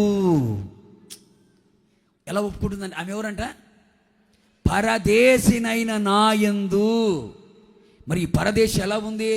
అదే బోయజు సాక్ష్యం చెప్తున్నాడు. ఏమని తెలుసా? నీ మునుపటి మునుపు కూడా నువ్వు సత్ప్రవర్తన ఉంది. ఇప్పుడు వెనకట్టి సత్ప్రవర్తన అంటే 2025లో సత్ప్రవర్తన ఉంది. ఇప్పుడు 2026 దానికంటే ఎక్కువ అయ్యింది. ఎందుకో తెలుసా? కొద్దివారినే కానీ గొప్పవారినే కానీ యవ్వనస్తులనే కానీ నువ్వు ఫాలో అవ్వలేదు. ఎవరొకరిని అంటబడి పోదాం అనుకోలేదు. డబ్బున్నను చూసుకుని వెళ్ళిపోదామని అనుకోలేదు. నేను యవనస్తురాలను కదా అని యవనస్తులతో వెళ్ళలేదు. నువ్వు నీ క్యారెక్టర్ని కాపాడుకున్నావు. యవనస్తురాలు అయినా అందగత్తెవే అయినా ఏంటి, భర్తను పోగొట్టుకున్నా, అడిగే దిక్కు నీకు లేకపోయినా నీ క్యారెక్టర్ విషయంలో నువ్వు పర్ఫెక్ట్గా ఉన్నావు. ఎంతమంది రకరకాల మాటలు మాట్లాడిన రెచ్చగొట్టినా నీ సత్ప్రవర్తనని పోగొట్టుకోలేదు. ఎవరైతే నేను దూషించారో ఆ దూషించిన వారి మధ్యలో నీవు సత్క్రియలు కలిగి సత్ప్రవర్తన కలిగి ఉన్నావు. నువ్వు మునుపడి సత్ప్రవర్తన కడితే వెనక సత్ప్రవర్తన ఎక్కువ అయినది కనుక నీవు యెహోవా చేత దీవెన నొందిన దానవు. కొడు సభలు గట్టిగాను. చివరికి బోయాజుకు భార్యగా మార్చబడింది, ఆ పొలానికి యజమానురాలుగా మార్చబడింది. అదే వంశంలో దావీదు పుట్టాడు. చివరికి అదే వంశంలో మన ప్రభు అయిన యేసుక్రీస్తు వచ్చాడు.